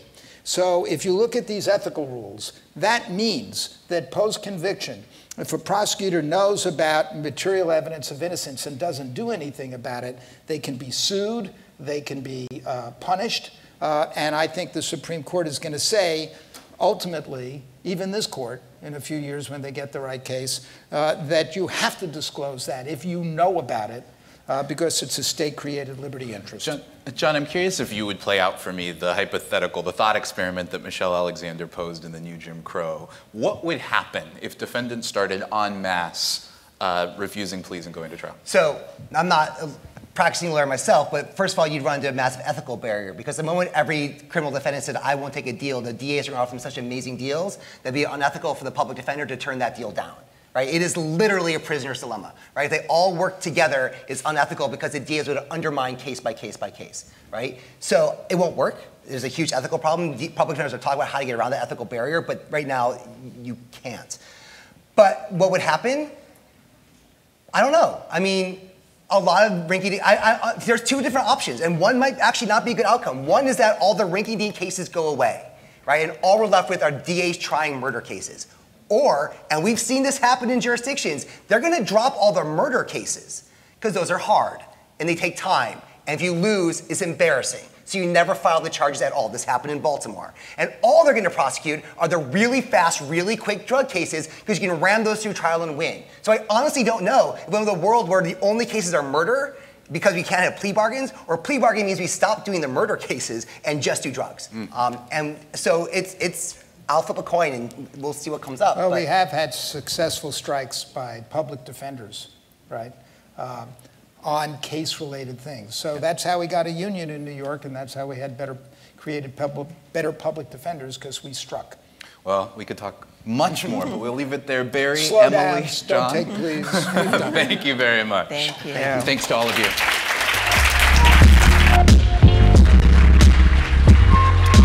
Next up, we'll hear about crime and justice in the age of Me Too. Please welcome Piper Kerman, the author of Orange is the New Black. Nikki Jones is an associate professor of African American Studies at UC Berkeley.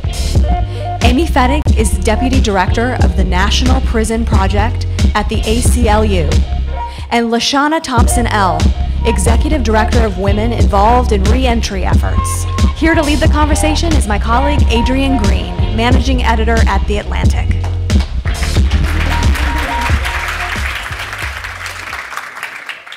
Welcome. So since the Weinstein allegations in 2017 and the subsequent Me Too movement that has arisen since, people are having a lot of conversations about, in Hollywood, in politics, in business, about sexual assault and trauma, and reassessing best practices in all of these spaces. And I'm really curious about how the criminal justice system is reckoning, with this moment alongside all of these other places. Social movements like Me Too and Time's Up are getting a lot of attention about women coming forward, telling their stories, but a lot of who the loudest voices are also informed by things like race and class. What's next for the movement, and who do you think is getting left out of the conversation at this moment? Anybody can answer. You want me to go first? Yeah. So again, I'm LaShawna Thompson-Neal. I'm the executive director of The Wire, Women Involved in Reentry Efforts. So I was born and raised here in DC. The women who I believe are being left out of the conversation, unfortunately, are Black women and girls. Because as we know, they are the individuals who are being incarcerated at the highest rates, and most of them are survivors of trauma as a result of sexual abuse. And so we've known this prior to the Me Too movement, but unfortunately, these girls are the same girls who lived in our most impoverished communities. They go to the worst schools, and they have the least amount of representation. So they are left out of the conversation. And it's very difficult for me to say this publicly, but the girls I'm speaking about are being hurt by Black men and their families, and men who are friends of their families. So it's very difficult for us as a community to be honest about these conversations. And so for those reasons, I believe Black women and girls are left out of the conversation. Piper? I think I'm happy. I live in Columbus, and I was very fortunate a couple weeks ago to hear Tarana Burke speak, the woman who actually coined the hashtag and started the movement, the Me Too movement. And she is, of course, an African-American woman and a tremendous leader, and very focused on making sure that some of the people who have not been front and center in recent months get the attention and the support and the healing that they deserve, and that everybody who's a survivor of sexual violence deserves. I think that clearly, the people who are potentially gaining the most traction and justice at this moment are women who are most powerful. And that tends to hew to white women and wealthy women. And the vast majority of other women are left out of that picture in a host of ways. Certainly in terms of things like coverage and attention, but more importantly, the question of how people are being held accountable for sexual violence has been very much confined to certain areas like entertainment or the media. So we have seen men who are abusive and in some cases violent removed from positions of power in those purviews, but not in law enforcement, where we know that sexual violence is a part of police violence, not in more conservative environs, not in government very much. So these things should concern us. I think that one of the things that's not getting discussed sufficiently in discussing, sort of Me Too, is this question of what does accountability look like, right? Mm-hmm. So if we're not satisfied or content with what accountability has looked at like up until now, what is it that we want going forward? Because what we know is that sexual violence is so pervasive and widespread. There are women and girls and boys who are surviving sexual violence in every community. We can't build enough prison and jail cells to put every perpetrator of sexual violence in prison. And I teach in prisons. I teach in a men's medium security prison. I teach in a women's state prison. I can tell you that those institutions are not well positioned to put a stop to hierarchical, dominance-oriented, or patriarchal behaviors. And so I think one of the questions that needs to be taken up is, what does a cessation of sexual violence look like, and how can that take place in the community rather than relying on the carceral state to do it? I want to ask you the same question you just asked the room. What does it look like? Oh, I think that the kind of accountability that we want, first of all, recognizes that law is an instrument of power and not an instrument of justice. And so we need to think about what delivers justice to survivors. We have to have a response to violence that is survivor-centered, that puts the survivor and his or her needs, because again, men are survivors of sexual violence sometimes, as their central question, like what does that person need to be safe, to be whole, to begin to heal? What do we need to do that does hold a perpetrator accountable, but also helps create an end to that behavior? And again, a prisoner or jail cell will immobilize a person, but it won't necessarily end that behavior. Anyone who knows statistics around prison sexual assault can tell you that. And also, I think what will address racial inequity. I think that we have to ask those questions in all of our responses to violence and crime and disorder in the community. And to whatever extent, I think that we need to address these things prior to them ever touching the criminal justice system. I'm so glad that you talked about power being at the center of these conversations about Me Too and sexual violence. Policing, which is kind of the first entry point to the criminal justice system, is a male-dominated field, and it deploys its own kind of complicated systems of power that manifests itself in sometimes really terrible ways. An example I can think of is 2015. There was a teenage girl in a bathing suit, had an officer kneeling on her back and pinning her to a sidewalk. That wasn't an instrument of sexual violence, but it was a demonstration of power and having really expansive conversations about what violence and trauma mean. How do you think that law enforcement is dealing with this moment, given the sensitivity to expanding our definition of violence? Well, I want to pick up and kind of answer that question, but speak to the accountability point and think about accountability for whom, right? And what does that look like? And work I think about are the communities that LaShawna was talking about, poor Black women and girls, where the line between perpetrator and victim is tangled, right? And so this morning we were talking about the system, and someone described the system as rigid, brutal, and cruel. Right? And someone else told us a story about a juvenile justice system in which kids were getting beaten and sexually assaulted. And we kind of take that in as a kind of normal part of the system. And part, I think, of what Piper was saying is that kind of violence has become normalized, right? And we know that it exists behind prison walls, and it's true when it comes to policing, it also exists on the outside. And so in my experience, I've talked with young people who have been strip searched in their neighborhoods, right? So they get picked up, they get taken to the local police station, they come back, right? And now they have to see officers who saw the most intimate parts of their bodies, right? And that kind of mirrors the experience of sexual assault in which a perpetrator is still in the community. And one of the points that I make is that experience, that frustration, that anger, that humiliation goes somewhere. And that gets to the point that you were talking about. Who does it go to? It goes to the people who are closest to you, the people who are on the lower end of the pecking order. And so when we think about the perpetrator, we have to think about the interconnection between structural forms of violence, how that moves through people's bodies and minds and onto other people. And if we think about it in that way, the site of intervention to whom we keep accountable is not just one person, right? It's much broader than that. Right, yeah. And I think, in the context of Me Too, in this moment that has now opened up, the question is, how do we build more accountability?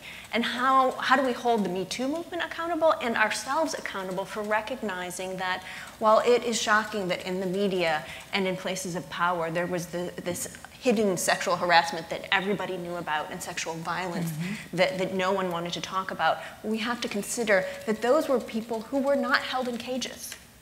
They could walk away. For women and girls in the criminal justice system, they can't walk away. And people don't know what's happening. They don't have access to the media. Oftentimes they don't have much access to friends or family. And they live in fear. So that even reporting sexual harassment or sexual violence is a dangerous act. You can be placed in solitary confinement. You can be retaliated against. You can be denied visits or calls with your friends and family. There's so many ways in which women and girls are more vulnerable.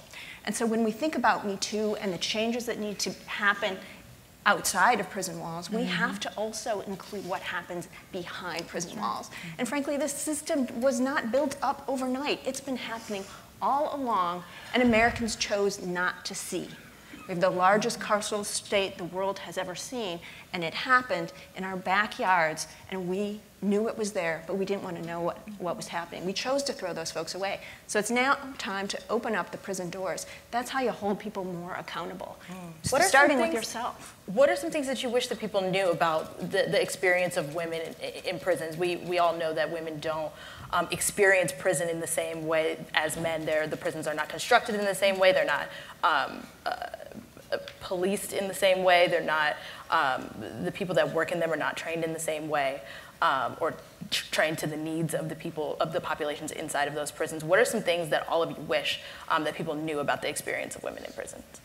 Yeah, Sean, one of the things I wanted to add to your comment was that the reason why I believe that it's important to pay attention to how systemic and endemic violence leads to trauma and shows up in behavior is because, just like the rest of the nation, DC has seen a spike in the incarceration of girls. So the boys' rates are pretty much steady, and the girls' rates have risen dramatically across the nation and in DC. And most of their offenses, these girls, are aggressive, violent offenses because of the trauma that they've experienced in their homes, and it's showing up in their daily lives. And so they become criminalized and become incarcerated, and then their trauma is made worse as a result of what they experience when they are incarcerated. And so if I could share something that I would like people to know without being too graphic, is that there are some women who actually have to strip search in front of men. And they actually have to literally like squat and cough in front of men. There are some facilities where women have to use the restroom and handle their feminine needs while their doors are exposed, and most of the guards are males, white males, and they get to walk around and look at will if you're dressing after a shower or using the restroom or whatever it is, getting dressed or whatever it is that you may be doing. And the last thing is that, you know, it's totally unrelated, but there are still women who are being shackled while they're in labor. And it's a whole lot of different things that's going on within the criminal justice system that I wish people knew that's not related to this subject. But for me, I think those are the most important things, that the women in prison have survived trauma, and then they're in prison and they're being subjected to more physical abuse and violated in ways that is making their trauma worse. And then they return to the community, and there's an expectation that they will miraculously, successfully reintegrate and reunify their families. It's not realistic. Piper, you look like you had something to add. I think it's just very important for people to know. I get asked questions all the time about the difference between men in the system and women in the system, and there are more similarities in many ways than there are differences. There are many men who are survivors of sexual violence as well who end up incarcerated. However, the numbers are sky high for women. You know, between 80 and 90% of incarcerated women are survivors of sexual violence or other physical violence. And the experience of incarceration is very intentionally designed to be traumatizing. And the ways that you described are examples of how a survivor of sexual violence is re-traumatized, comes out of prison or jail in worse shape than she went in. And the prospect of for an incarcerated woman to gain justice from the system that incarcerates her is negligible, right? Several years ago, the Senate Judiciary Committee held a hearing on solitary confinement. Solitary confinement is often used as a punitive measure for whistleblowers in prison, including whistleblowers who report sexual violence within the facility. And you know, Senator Hirono made a very astute connection. She brought up the issue of enlisted women in the military's inability to gain justice from that system in which they need to operate. Also a hierarchical, dominance-oriented, and patriarchal system. and near impossible for those women who are in the military who experience sexual violence to gain justice. And it's the same for incarcerated women and girls. I just wanted to add, I mean, that it's the prototypical, this is so much about culture. And you've got these quasi-military and military institutions where dominance and patriarchy are part of the culture. And so when we're talking about how do we hold people accountable and how do we change things, this is a cultural shift. And that means it takes a lot of energy and a lot of work over a long period of time. To make real change, it's not going to be a matter of months or even one presidency. What do you think would actually make women's lives better in these prisons? How could these institutions, if they are to exist, serve women better for the needs that they have? Well, I would say, first of all, the vast majority of women don't need to be in prison in this Right. country. That's what I You know, they could be better served and with no public safety impacts if there was drug treatment, if there was mental health care treatment, if there was actually a social safety net in this country. Right now, we use our carceral state as the only viable social safety net, and it's the worst form of social safety net you could possibly come up with. So yeah, get women out of prison. But for those that remain, the handful that might be there, oriented towards treatment. The criminal justice system should be a moment of crisis where other things have failed, and this is your moment to actually help this person get their life back on track. But it instead debilitates people so they come out far worse and more traumatized than when they went in. There's no reason we have to do that. We choose to do it that way. And part of it is because we have so many people in prison for no good reason. And we don't, although it costs us billions of dollars, we are not actually putting in the kind of time, care, and money it requires to help people. And so we warehouse them. Nikki, I want to pull you back into this conversation. I'm just thinking. I'm just digesting, taking it in.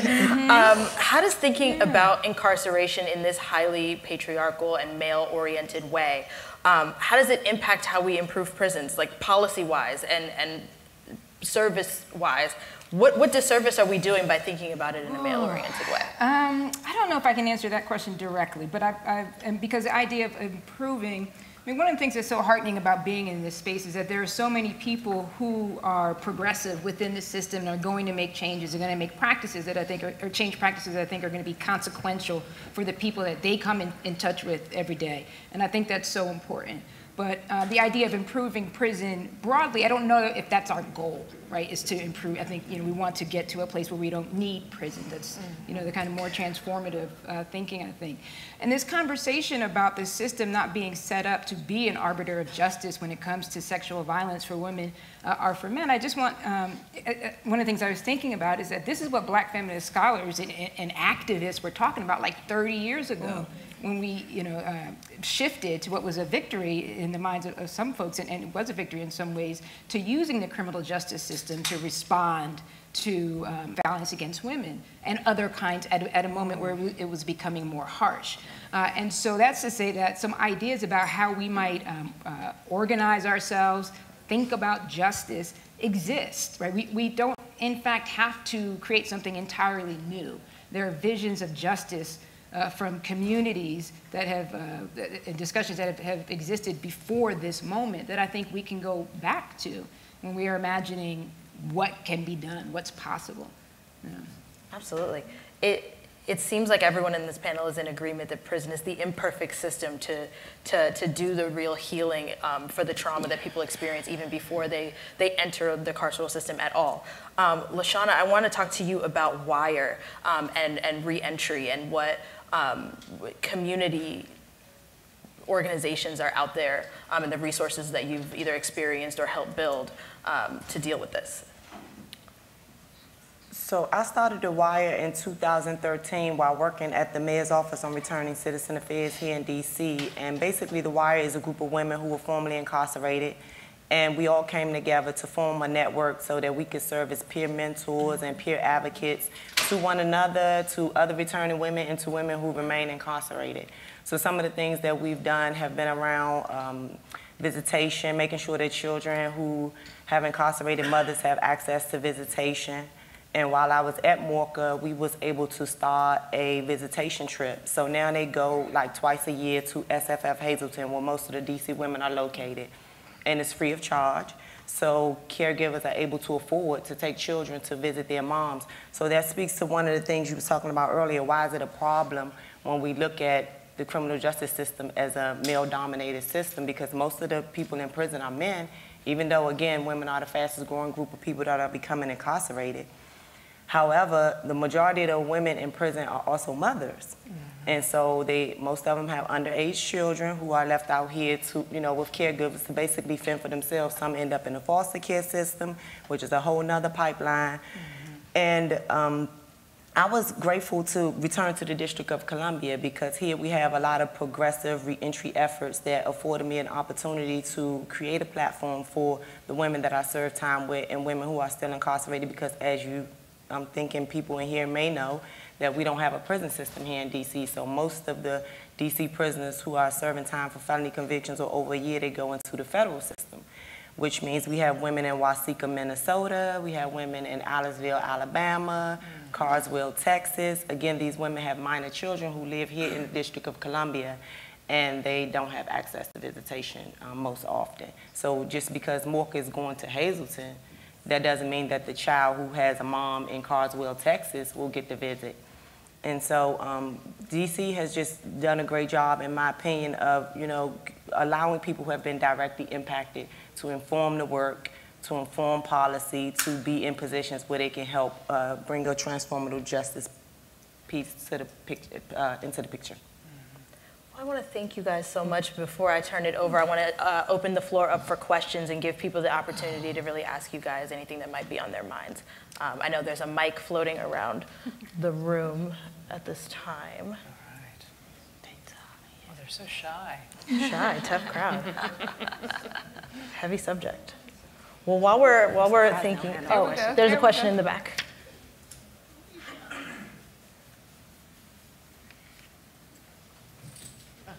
Hi, I'm Andrea Ritchie. I'm a researcher at the Barnard Center for Research on Women, and just wanted to applaud and appreciate the focus on police sexual violence as something that has been very much excluded. And then sort of thinking about the conversation and what you were saying, Piper, about what solutions might be, that the criminal legal system is not a solution for that either, for the reasons that we just described, that the women who are targeted are the women who are targeted by the criminal legal system generally and are not going to get justice in those systems. So I think there's been a lot of focus recently on amending criminal laws to eliminate a consent defense for police officers who sexually assault people in custody.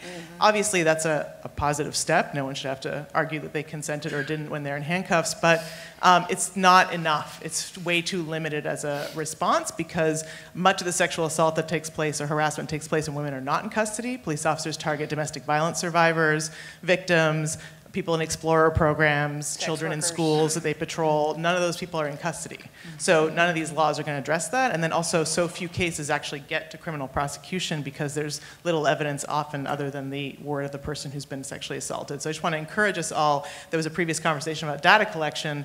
This is an area we don't do any data collection in, including in the initiatives that we're talking about here today. And without data collection, we don't get to points of prevention, detection, and accountability in the ways that we've been talking about. So I just want to lift those thoughts up and appreciate the centering of that in the conversation. Absolutely. We have a question in the center right here.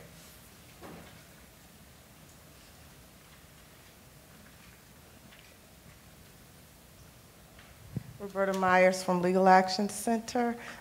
Thanks to all of you. I love all of you. LaShawn, I want you to possibly talk a little bit more about how important it is to have women who are directly impacted being able to get the support that they need to help the rest of our sisters who are living the experience that they have walked through. How important, and tell me how hard it was in terms of building your organization and bringing in other women who want to do the work, but there's all types of barriers that get in the way. How have you worked to address that? As of now, The Wire is an organization that still has not been funded and still has not received the amount of support that I believe we should from the city or from private funders or whatever. But a part of it is because most of us we're in the reentry process ourselves, and we have a learning curve. and we all work full-time jobs and have families that we're trying to reunify, but we believe in civic engagement and we care about the women that we left behind, so we do this, you know, out of passion and because we were compelled to do it. So some people look at us like just a group of friends who hang out and don't really think that the work is effective, or they don't believe in the work. But what I do know is that several women have come home, and because of the relationships that we have built, we've been able to refer women. It's a woman that came home maybe like 30 days, maybe 60 days ago now. She was able to get into the Aspire program, start to pursue an entrepreneurship effort that she's about to start her own company. She's in transitional housing, and she's just so involved in the community, going to NA meetings and just doing her thing. And I often sit back and wonder, like, wow, what would have happened if I didn't know these people that I was able to connect her to, right? Because when you have lived through that experience, one thing to see a list of resources on a piece of paper, it's another thing to actually know what resources work because you've used them. And so that's what we've basically been able to not just direct women to resources, but actually help them navigate those resources, and just putting women in a position where they can actually like speak up in policy meetings and testify before city council.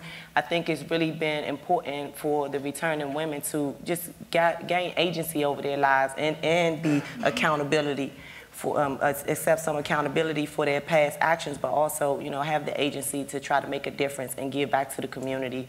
So we're still a work in progress, but it's not something that we would ever not do with or without support. Well, on that note, Piper, Nikki, Amy, Lashana, thank you so much for joining us and telling us your stories. Thank you.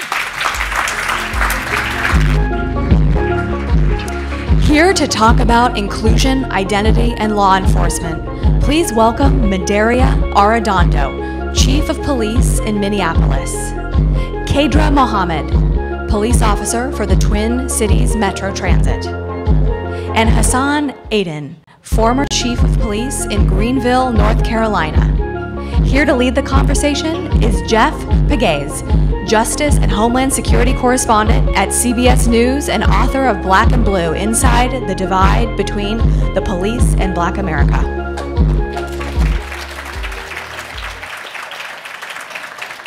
Good afternoon. Thanks for coming. Why don't we take a seat? Let's get started. So, as you know, America is becoming more diverse, and that diversity is touching every sector of what we do, and obviously police are on the front lines of that. You know, and after Ferguson, Baltimore, Sacramento, police are under the microscope. So, as we discuss this issue, let's start with, I think, the most pressing question. If you change the face of policing, will it lead to fewer cases of police misconduct? Chief Arredondo. That's a great question. Certainly changing the face, changing the demographics of police departments in our country is very important.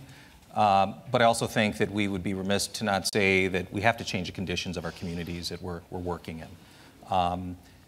We recruit, and we certainly want to try to recruit from those communities, but if those communities continue to be hampered by such issues as unemployment and lack of mental health services, these are all things that impact our recruitment. So, and they also impact the relationship between the structure and the institution of policing and our communities. So I think it is very important for us to have police departments that reflect our communities, but we also have to be very courageous, and certainly police leaders have to be courageous in making sure we're doing all we can to contribute a voice to changing the outcomes and the narratives of our community. Well, how do you change the narrative in some of these communities, short of injecting more money into these communities that sorely need it, but in terms of the relationship with police and changing the perception of police?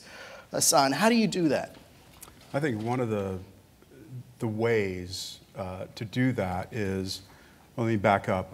A lot of times when you hear police departments and law enforcement agencies talk about inclusion, it's simply programmatic. It is about programs like Coffee with the Cops or going out to some meeting and giving folks a snapshot of their crime in their immediate area.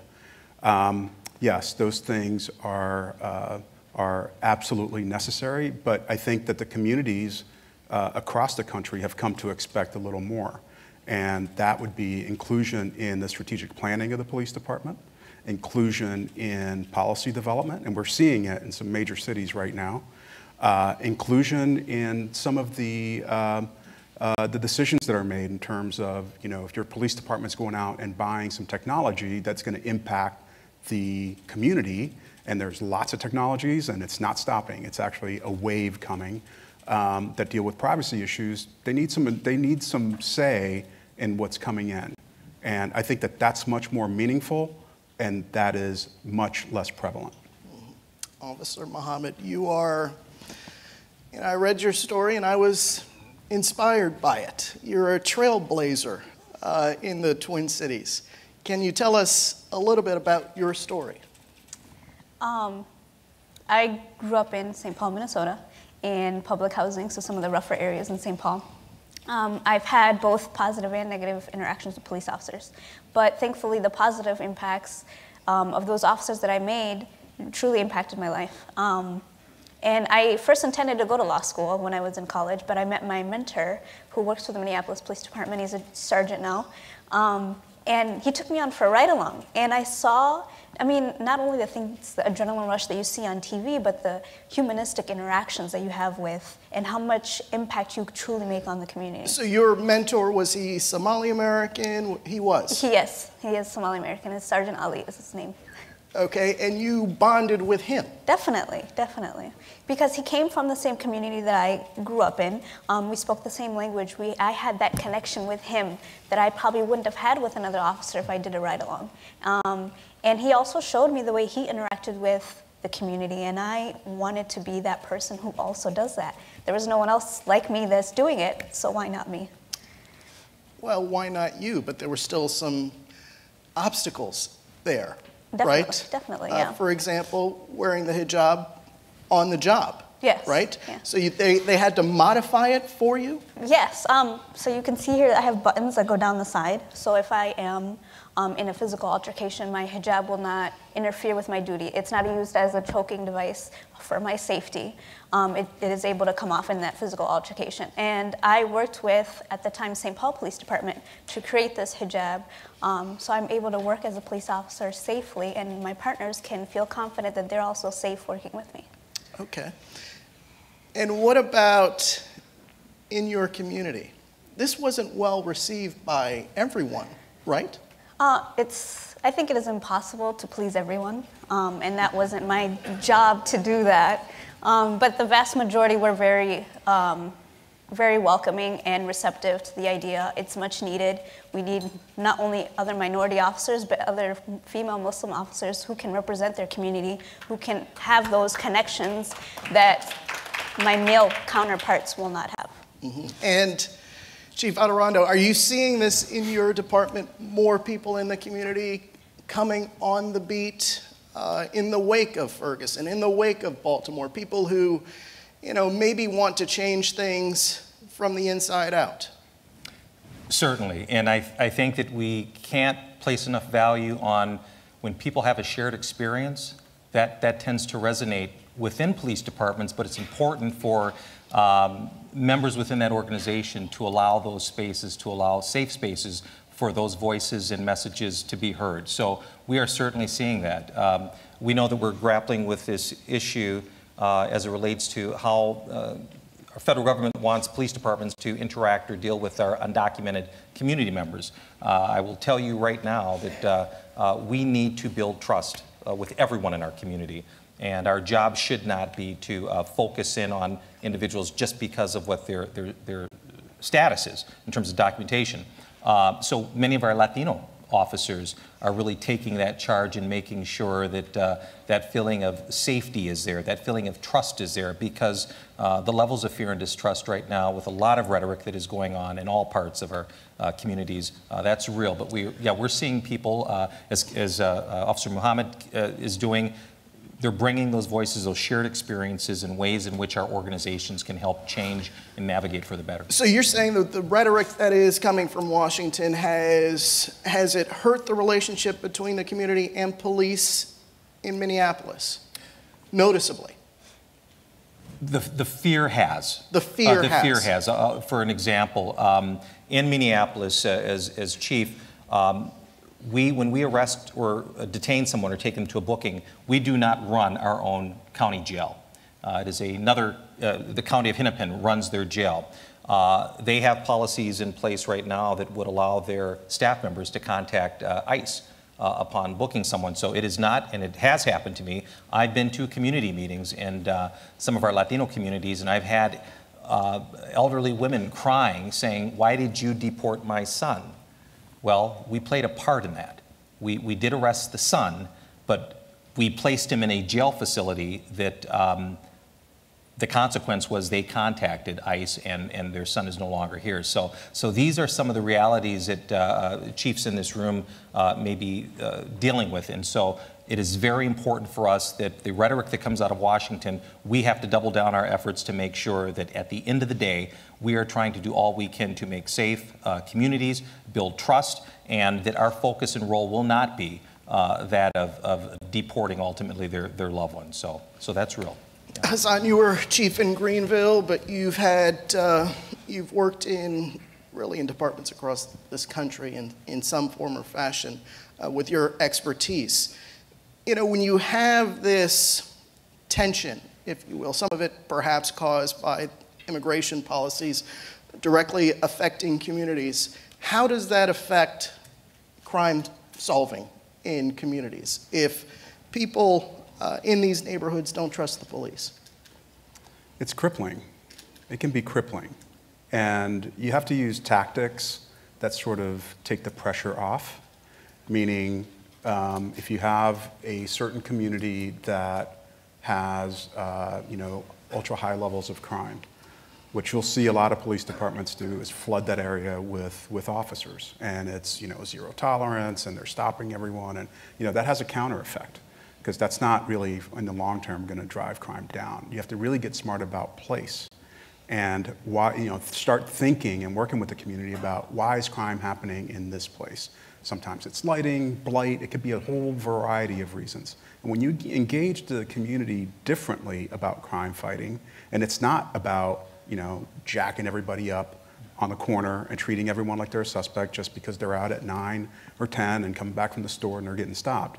It's a different way of thinking, and it's a different way of engaging. And there's lots of different examples of how to take it away from persons to places. Now, there are some people that need to be, your prolific violent offenders. You need to focus in on them, but it's not just a blanket, in this place, we're going to stop everyone. So you have to change some of the old traditions. Changing some of the old traditions, maybe changing some of the old perceptions. Mm-hmm. Across this country, there are police departments trying to recruit people of color. Mm-hmm. But it's a tough job, mm-hmm. right? It's a tough job. So what is happening in your city specifically to make that happen?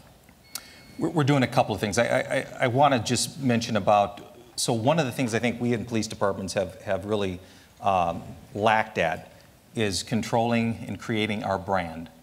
If you go back even to Rodney King, when these incidents happen, police departments have historically recoiled, shuttered, and they've waited for those storm clouds to pass by. The problem and the danger in that is that every minute that you wait, someone else is going to make that narrative for you, and you can never regain that.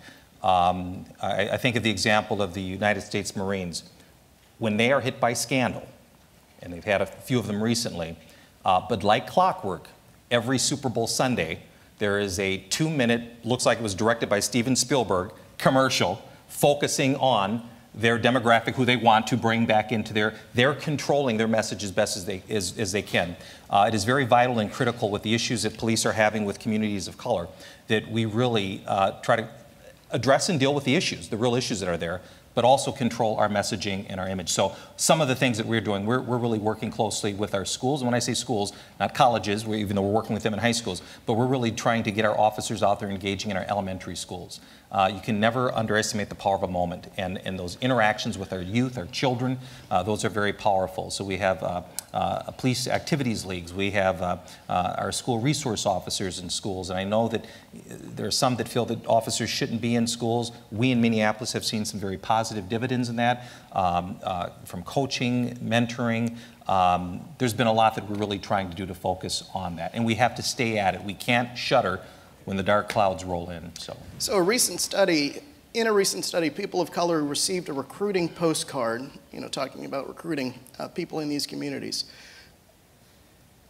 The people who received this recruiting postcard touting policing as challenging but rewarding work were 4 times as likely to apply to the police department as someone who had not received a recruiting postcard, or as someone who had received a message advertising police work as an opportunity to serve. So the wording there is important. How you present policing is important. You think that's accurate? I think that's accurate. I think that's accurate. And you can tell a lot about a police department if you go on their website and look at their recruitment video. If the first thing you see is car chases and SWAT and helicopters, that might give you a glimpse into their culture. If you look at other police departments, some are changing that now. They're actually engaging in direct marketing to people that they want to bring in. So they're talking about, hey, this can actually be a fairly boring job for hours on end with some frightening moments peppered in there. But what we do is we engage in these activities and show it, show what they do day to day, answering call for service, doing these other things. But I think if you are pulling in and if you're trying deliberately with a recruitment video to pull in someone that's going to be attracted to, kicking in doors and, the shooting part of the work, that's what you're going to get. And it doesn't sound like that's what attracted you to the job. Well, if I can add to that, I think it is very important for departments and even the community to know that simply adding a person of color in the department does not help your situation at all. It doesn't solve the issues. Yes. It is important for other officers as well that are already on that department to want that inclusivity, but we need to solve the real issues in our communities that we're serving. And how have you been received in the department? Again, generally, most of my counterparts have been very welcoming, and in my training process, pretty fairly. But of course, like I said, you can't please everyone. There are going to be individuals who are not receptive to the newer policing models that are going on, and specifically having a Muslim officer working alongside them, or even a minority female officer. Sometimes they're seen as less than. But too bad for them, I didn't care. Good. So we have just a few more minutes left. In just a minute, I'll allow you to ask your questions if you have them. But I wanted your take on, the approaches that police departments should take when it comes to these cases of misconduct. How do you handle it when something happens in your community? Is transparency the rule? Transparency has to be the rule. Chiefs of police and my chiefs in the room will also, I think, agree with me that you can't lead from behind the desk. You have to know your communities very intimately, and you have to get out in front of it. The bad news, you have to get out in front of it. And you have to hold folks accountable. They are looking for us to do the right thing. I say to my officers all the time, we give you a lot of equipment to go out there and do your jobs every day, but the one piece of equipment we cannot give you is the benefit of the doubt. You have to earn that each and every day with every contact you make from a community member. So we have to hold our folks accountable, and they'll judge us on our actions. And body cameras, we're now, many departments, I don't know if we're at a point yet, or maybe we are, where the majority of departments have them, but they are certainly moving in that direction. Have they helped? I think they've helped. I do think that communities are growing a bit wary of body cameras, though. That's a whole other... Communities are becoming wary? Yes. Why? just they may not capture everything that has sort of been promised with the angles, with policies regarding when you turn it on, when you turn it off, sort of the operational pieces. And there are privacy issues that communities across the country are growing, again, concerned with. And those are things that before you deploy body-worn cameras, you have to have the conversation with your community about those things and that about hasn't those happened. impacts. A lot of times, it's a shiny new toy, or politically, there's a push and funding to get the cameras, and one day your officers in your town show up with body-worn cameras without having vetted all of these other sort of complicated and complex real issues. For police as well, and we saw that in Baltimore, for example. And that's something that we could spend another hour or two talking about. Let's open it up for questions. No questions. All right. I guess we covered it.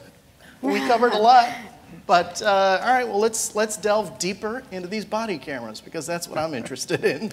Have you had similar instances in Minneapolis where, for example, in Baltimore, I think it was late 2017, we were reporting on a lot of cases where police officers were shutting down their body cameras and then shutting them back on and picking up evidence or finding evidence, and it looked like that they were planting evidence.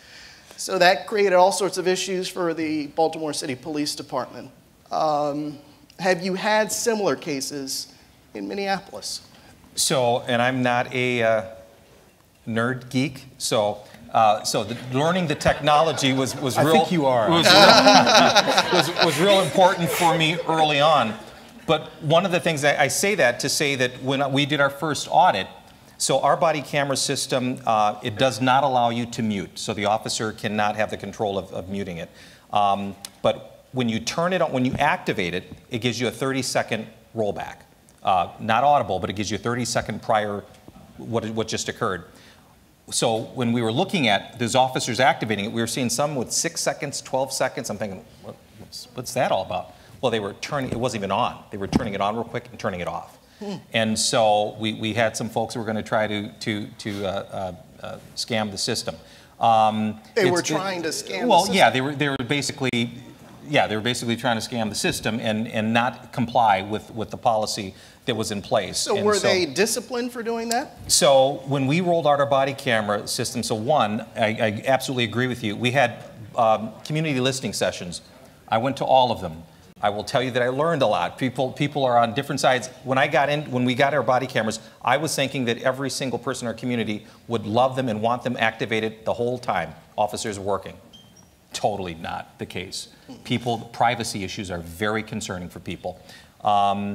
And so we really had to tweak and really make this a policy that was going to, one, the goal is to build trust with the community, to capture those engagements, and to continue as the technology changes. So those are the things that we're dealing with. But it's a tool. The body camera cannot replace the relationship piece. It can't.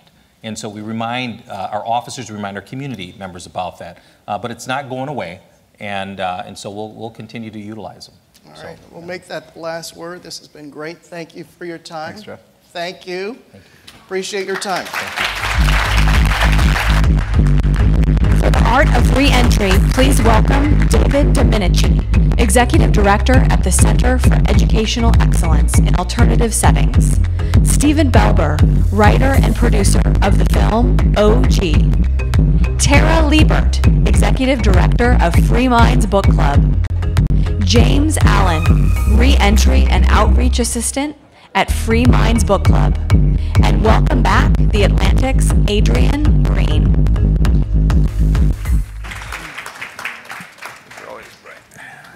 Hi, everybody. Hello. So, Tara, I want to start off with you. I want to talk about Free Minds. Can you tell everybody what that is? Well, we're so happy to be here. We are a nonprofit in DC. We've been around for 16 years, and we use the tools of books, writing and intentional fostering of a peer-supported community for youth incarcerated as adults and adults, both while in prison and then at home. We also do intensive wraparound reentry support. And as part of that, we call it a reentry book club. So we have a book club discussions just like any book club you would think of to help our members cope with the challenges of reentry. What does that book club actually look like? What kind of things do you read? What is it like? James probably can do that. He's the head of the book club. The book club, basically what we read, we like to bring about books that our members can relate to. And did you mention that we work with incarcerated youth and people who are returning home? So we like to, just to break the ice and get them comfortable, we like to read like Jason Reynolds, The Long Way Down. A lot of people can relate to this book because a lot of people has witnessed death by homicide, you know, and that's basically how we get people to relate.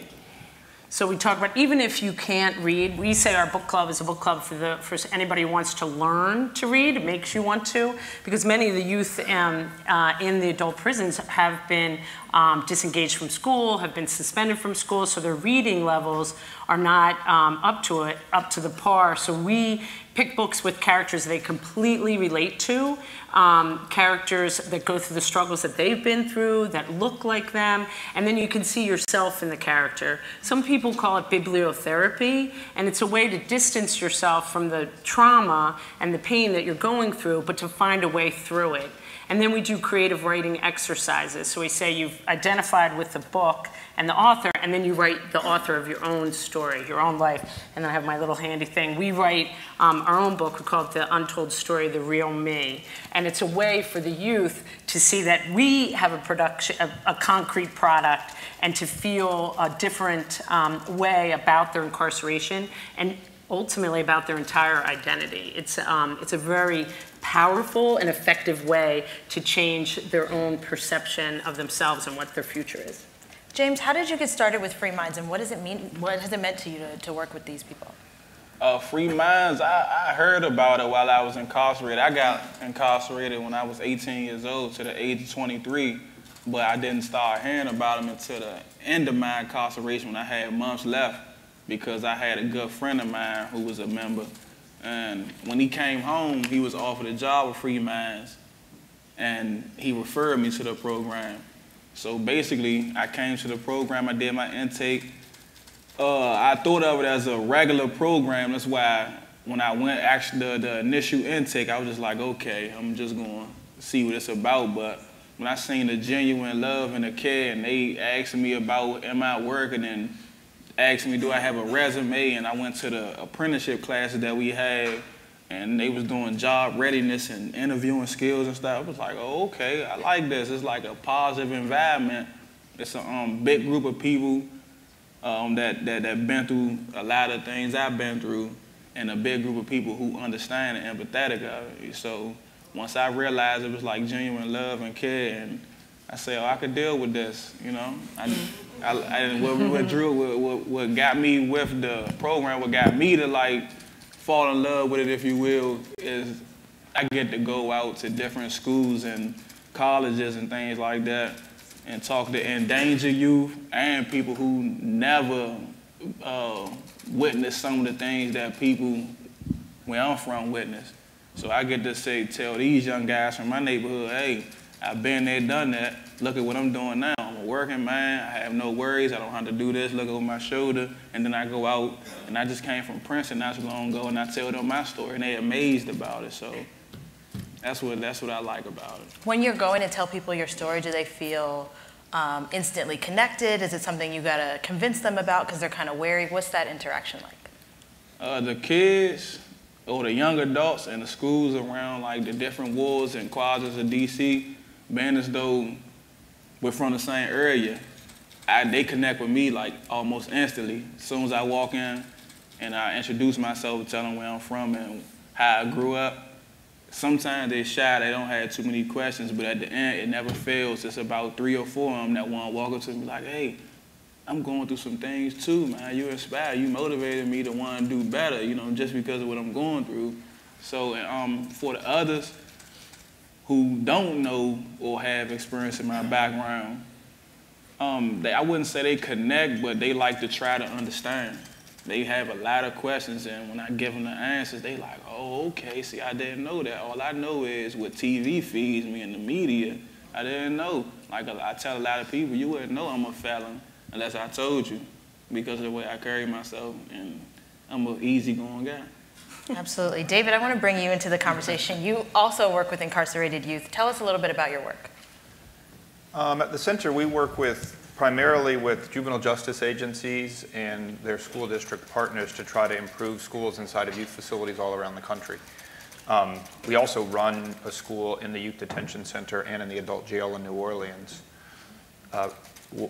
Related to this conference or this panel, the two things I think to emphasize, our schools in New Orleans are named the Travis Hill schools, and Travis Hill was a musician. He goes by the name of Trumpet Black, who was incarcerated for a significant period of time in New Orleans, got out and coined the phrase "trumpets, not guns," and wrote a song about that. Ultimately died at a tragically young age, not related to violence at all. But we try to bring a lot of art into the schools that we run, and we try to bring a lot of art and creativity and help bring out the art and creativity in students who are locked up all around the country. So down in New Orleans, we have a partnership with Preservation Hall and with Tulane University. We have kids taking music classes after school. We have kids we have a marching band, a small marching band, which is big in New Orleans. In schools all around the country, we promote poetry as a way of creative expression and sharing. We, every April during National Poetry Month, run a contest called Words Unlocked. We had 60-some youth facilities participate this year. We have over 1,000 kids submit poems just a couple days ago. And then we have poets from all around, we have volunteers from all around the country read the poems. We have Jimmy Santiago Baca, Dwayne Betts, other poets who are part of a panel, and we select a small number of kids as our finalists. We publish an anthology. We published a podcast of the students' poems the last couple of years. But one of our beliefs is that there's just a lot of really significant talent and creativity, unfortunately, locked up. And one of our goals is to kind of get that out and get those words out there, even if the young people aren't allowed to get out of their facilities. We want the power of their words to get out. We want it to be spread more broadly, and you want to find creative ways to start to relate with young people, and then you can build upon those assets and support them both while they're incarcerated and when they're released. Is there a particular student or piece of art that they've created that really stuck with you? Well, there's a lot, but a couple of years ago, so we have thousands of poems get submitted again every spring during this contest, but here's a really beautiful one that was one of the finalists a couple of years ago from a young kid in the Nancy B. Jefferson Alternative High School, which is the school inside of Cook County Juvenile Detention Center. It's called "The Meek and Humble Shall Inherit This Earth. In night-filled alleys where rats scurry over broken glass, you find her, the queen, strung out naked, blanketed only by stars, raped by life, scrubbed clean till bones show her limp body. Mother Earth comforts her, whispering sweet nothings that sound like something when you want them to, need them to. The police drive up on her with midnight stares. They look at her, that prevalent object just sprawling there. Nights in shadows match their stares. Young men, rejected citizens elsewhere, stand in her defense with 45s, knives, bottles, bricks, and souls as shields. Tonight, they lay their lives to rest, for these streets are our kingdom, 59th Street. Snaps. Let's do the snaps. Obviously, the work that your students are making is incredibly impactful for you personally, but also for them. What is the practice of being able to be in this expressive environment? And Tara, you can also answer this. What have you seen that do for them? Well, again, you got to, particularly when you're, for young people who are locked up, so much about your life and your freedom and your just sense of humanity is taken away from you, particularly these young teens who are locked in adult facilities all over the country. These are very, very brutal, dehumanizing environments. And poetry and writing gives you a chance to be, it gives you a chance to find a sense of purpose and who you are, and you can express yourself. You have value. I don't mean to overstate this, but it's the truth. And by writing and expressing, again, it allows you as an individual to find a sense of self-worth again. And then particularly when that is acknowledged by your teacher, by your peers, by someone who reads your poem because it gets sent through Free Minds and you get a note back from a volunteer talking about how much it meant to be able to read your words. So it's an empowering process. I think inside of facilities it actually can be difficult because so much of life inside of a facility is disempowering and disenfranchising that there's a tension here about you get a chance to express yourself and have a sense of freedom, and then you're back to your cell, you're incarcerated. But I think this, a lot of young people talk about this when they leave, that tragically sometimes some of the best experience educationally they've had is in some of the places where we work with them and where they've had a chance to do things like participate in book clubs. And you shouldn't have to go to jail and shouldn't have to have Free Minds come in to run a really great book club for you for you to develop a sense of like confidence in your ability to read and express. But hopefully that translates when you leave, you get out and you then believe I can go to school where I might have not been successful and where an institution I've also had mostly negative experiences with, but I have a chance, I'm gonna go there. And we try to make connections at the schools. On the outside, again, you gotta find assets. So you're trying to find schools where kids will be appreciated. And one way to help make that happen is to find a good English teacher who gets a chance to, who knows that this young person can read and express, and all of a sudden you go to school and instead of just walking around with a big red X on your back, you're a poet and you get to be in the open mic night and get to do some positive things. The next thing you know, you might actually feel like school's not a place where you're just gonna fail. Do you think the people that run these institutions, both the educational institutions like schools and the carceral ones like juvenile facilities, do you think they understand the value? We all know that funding to these institutions for arts education has been dwindling for years, and it's an uphill battle to place these types of programs in all of these facilities. Do you feel like people understand the impact once they are present? I think it varies. We work in youth facilities around the country, and it really varies.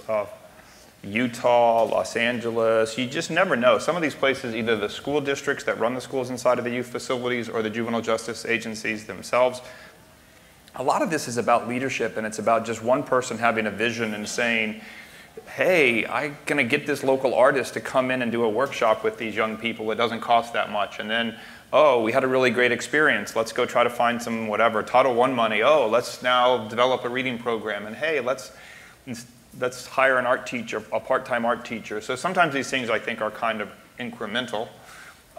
And the result again of one or two people just sort of saying, hey, let's not get stuck in this space of there's no funding, we can't do it. You need people in these facilities to say something different, which is to say, we can do it, how can we do it? In many of the places we work, the art is done by local nonprofits through partnerships at very low fees to the institution or the school. Local, like in New Orleans, we work with a lot of artists and art institutions in the city at virtually no meaningful cost to anybody to come in and introduce art and bring music to life inside of youth facilities.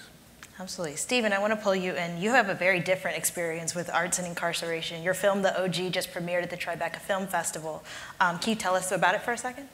Yeah, this was a film that the idea was that we had permission to shoot in a maximum security prison in Indiana, and we wanted to tell that story in a feature way, not a documentary. But we knew that we sort of needed the help of inmates. We didn't want to fake it. So it began a process of going down and interviewing a lot of guys and trying to understand their stories and letting them participate in the creation, in a way, of the storytelling. And then I wrote a script, a fictional script based sort of on some of the stories, I guess, some of the interviews. And then we did shoot it in this particular prison, and it really went to the top of the state. Indiana allowed for this to happen. And we actually made a documentary at the same time where these guys were sort of given a doc class, a select group of inmates, and could interview each other and tell their stories of how they got there. And whereas the movie itself, the feature movie, is more about a guy about to get out and how he's preparing his last 6 weeks inside. Let's show a clip of the film before we talk a little more.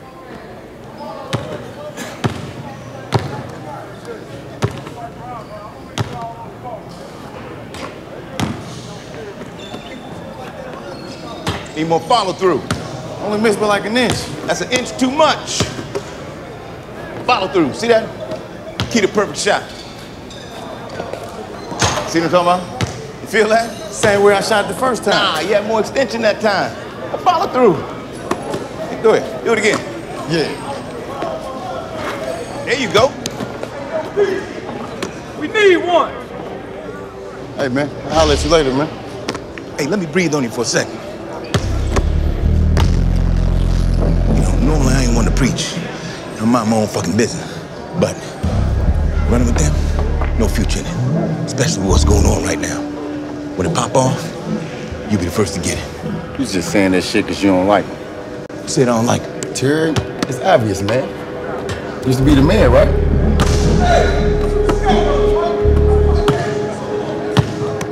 Hey, dignity, self-respect, grace. At the end of the day, that's what you want to try to hold on to in here.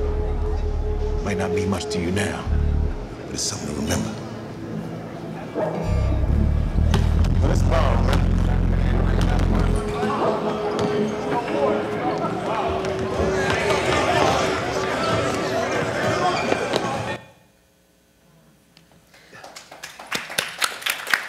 So that was the actor Jeffrey Wright, who just won a Tribeca Award for the Best Actor in a U.S. Narrative Feature. Who was the other man? So yeah, Jeffrey Wright was the older guy, and he's an actor, and he's really one of the few actors. And the other young guy is an inmate who auditioned for the role. His name is Theodis Carter, and we originally actually wrote it for a really younger guy.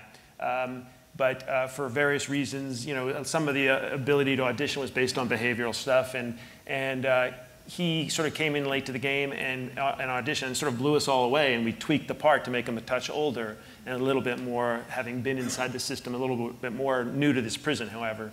And it's really trying to understand this mentor relationship, and Theodis is amazing. He's just one of these, there's so much talent, as David said, there's just, it's everywhere, and waiting to be tapped, and he never had a chance to sort of exercise this talent that he has. What inspired you to do this film and particularly use inmates that are actually in the prison in the production? I think it was, again, knowing that having not been incarcerated, and I didn't know how to write this particularly, so I needed not just their help through interviews, but once I wrote the script, I went with Jeffrey, and we in one day particularly, we read the script with 3 different sets of inmates, had a huge roundtable discussion with all these guys, then would do it with another set. And then once we cast Theodis, he and I went through every line, and he called me on every false note I hit and made me correct it. And so I knew that it was invaluable. And then also the idea of creating a partnership where we're not bringing in a busload of actors to do the parts that these guys could do. We wanted to give them a chance to enter a real collaboration with us, and it was mutually beneficial, without a doubt. And you could tell the thirst for participation and for self-expression is so deep, as you know, that it didn't take much to get this sort of level of enthusiasm that we needed. What did you learn about prison, and particularly the experiences of the individual men that you worked with by just being around them in this prison? Just so deeply rich and humane in what they have to offer. How many of them have such deep intelligence, how they have leadership skills that oftentimes got them there to begin with, the mischanneled leadership skills that with slight diverging can be applied in mammoth ways. And it's sort of obvious that, everyone's very human, but you get down there and you start having discussions. I'm going to take a group of writers from the Writers Guild in 2 weeks to do writing workshops for that very reason, because there was so much creative energy there that it was a no-brainer. What do you want people to take away from the film? What do you want them to feel when they walk out? That the guy sitting next to you on the bus, I mean, that's what we're trying to do with Jeffrey's character, is he's about to get out, and as are 95% of inmates.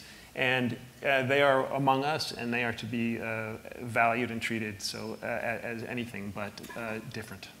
Absolutely. So before we open it up to questions, James, you've prepared a poem for us, and I want to give you the opportunity to read that before people ask questions. So before he goes, I wanted to set it up a little bit. One thing you were saying, they have so much talent, but we find there's so much trauma that our members have before that led them to incarceration, the violence and the trauma, and that art is this really incredibly quick, fast way to connect and a way to process it. And so this young man that James is going to read his poem was, completely shut down until you have that vehicle of poetry, of art, of expression. It gives you a way to distance that real pain and trauma in our system. It's completely broken in terms of mental health treatment. And so we feel at least we can offer these tools of reading and writing and processing to have some real mental health treatment. And I just wanted to set that up before. We call him a poet ambassador. He's the voice of the 600 members who are still incarcerated. All right, this poem is called Misunderstood by a member of Free Minds named Anthony. Understood, I'm misunderstood. Born an introvert, ambitious. Mama see it in my eyes. Granny know I'm gifted. Elementary school, junior high, high school, jail, prison. Institutionalized at a young age. Don't sag pants above the waist, Steve Irk. Rebel with the cause, purposeful. Rebellious to the laws, no statements, no father figure, love women. Never disrespect, I know they need understanding. Living with a bad case of PTSD, don't do drugs, no antidepressants. Inner fight going on. People call them demons because they don't understand it. I marvel at the way of the world. It's just hard to understand it. Best friend counting on me. I love her, she's the best. Can't forget the rest. Just family and a couple of close friends. Lost a lot of homies, seen a lot of messed up stuff. Too deep to find tears. Only 23, but I'm wise beyond my years. Stand-up guy, well respected among my peers. None less from opposition. Used to keep a gun on me. Now I keep a big pen and an Oxford. There's more you probably wouldn't understand. Hurt doesn't always show. The worst almost always stays hidden, misunderstood.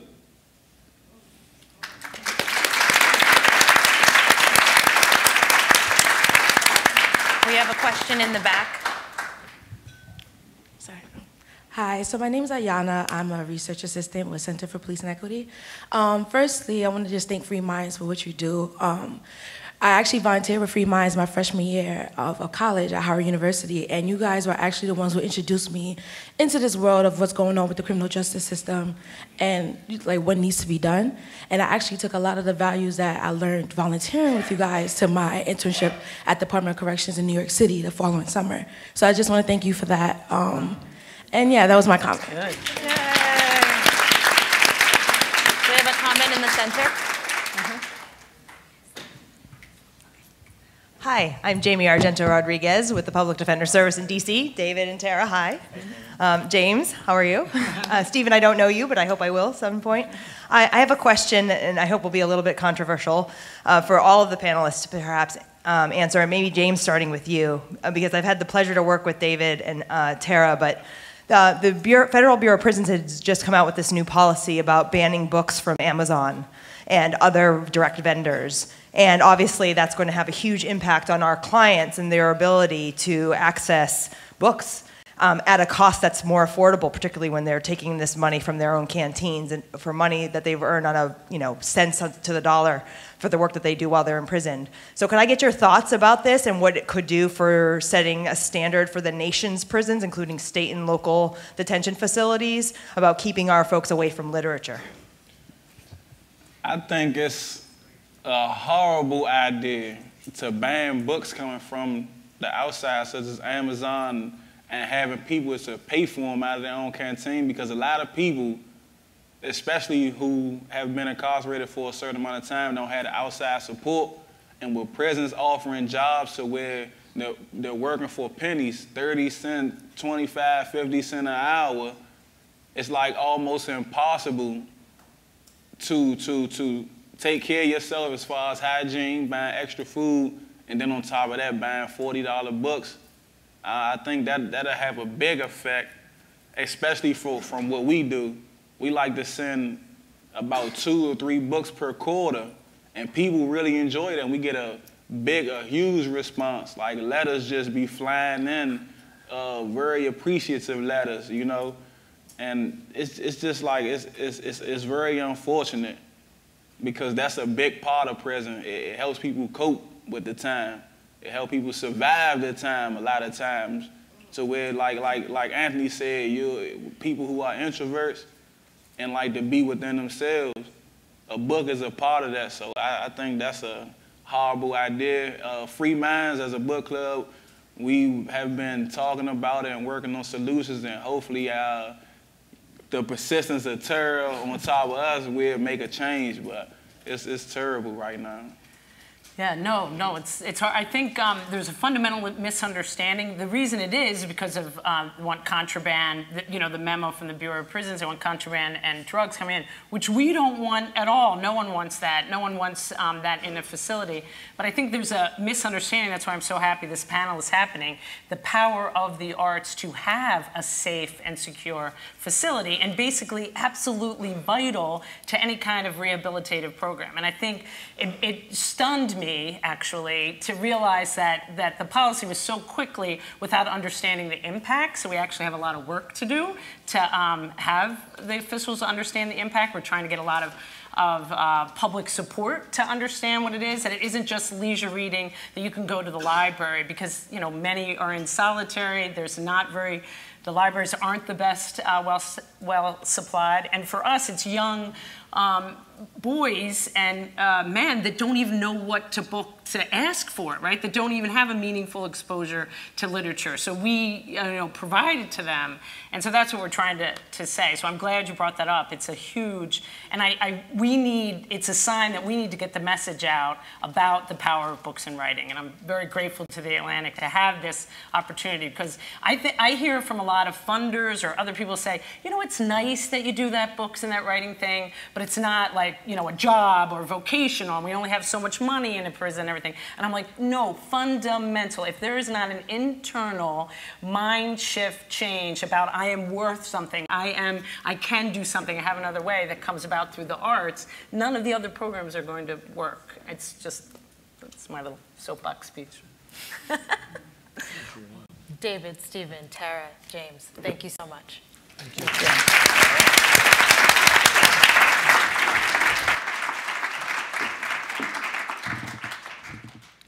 As we just heard, hurt doesn't always show. The worst almost always stays hidden.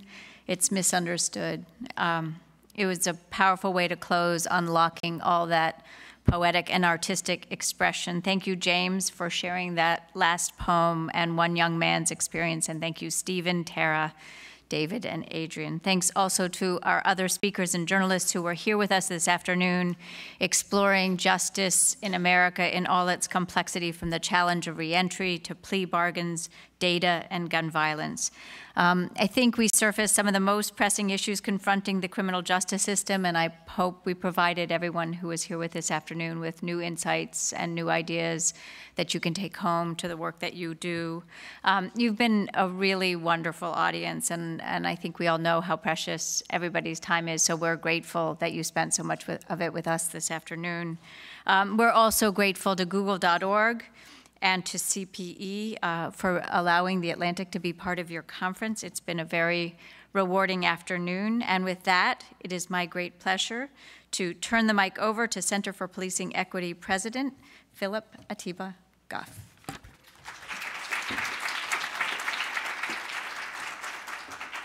Thank you, Margaret. I just have about 18 hours worth of comments. And then we can all go. No, I think it's appropriate that this session, which is truly the last of the day, that we end on art. We end on the voices of aspiration, of hope, the voices that we have to use when we don't have the words to say what's true in our lives. I want to say thank you to all, again, thank you to Google, thank you to Atlantic Live, but mostly thank you to all of you who are here, those brave souls who soldiered all the way to the end of the day, who are taking notes, and taking thoughts back. This is work that mostly I just hope that we remember we're not doing alone, as lonely as it can feel, as much as it grinds on the soul. What we've seen today, what we saw yesterday, and what we see in all of this is that we don't have to be alone doing it, and that in fact, if we're doing it alone, we won't be able to do it for very long. So please, hug up on each other, get to know each other better, probably the second before the first, and go home, enjoy your evenings.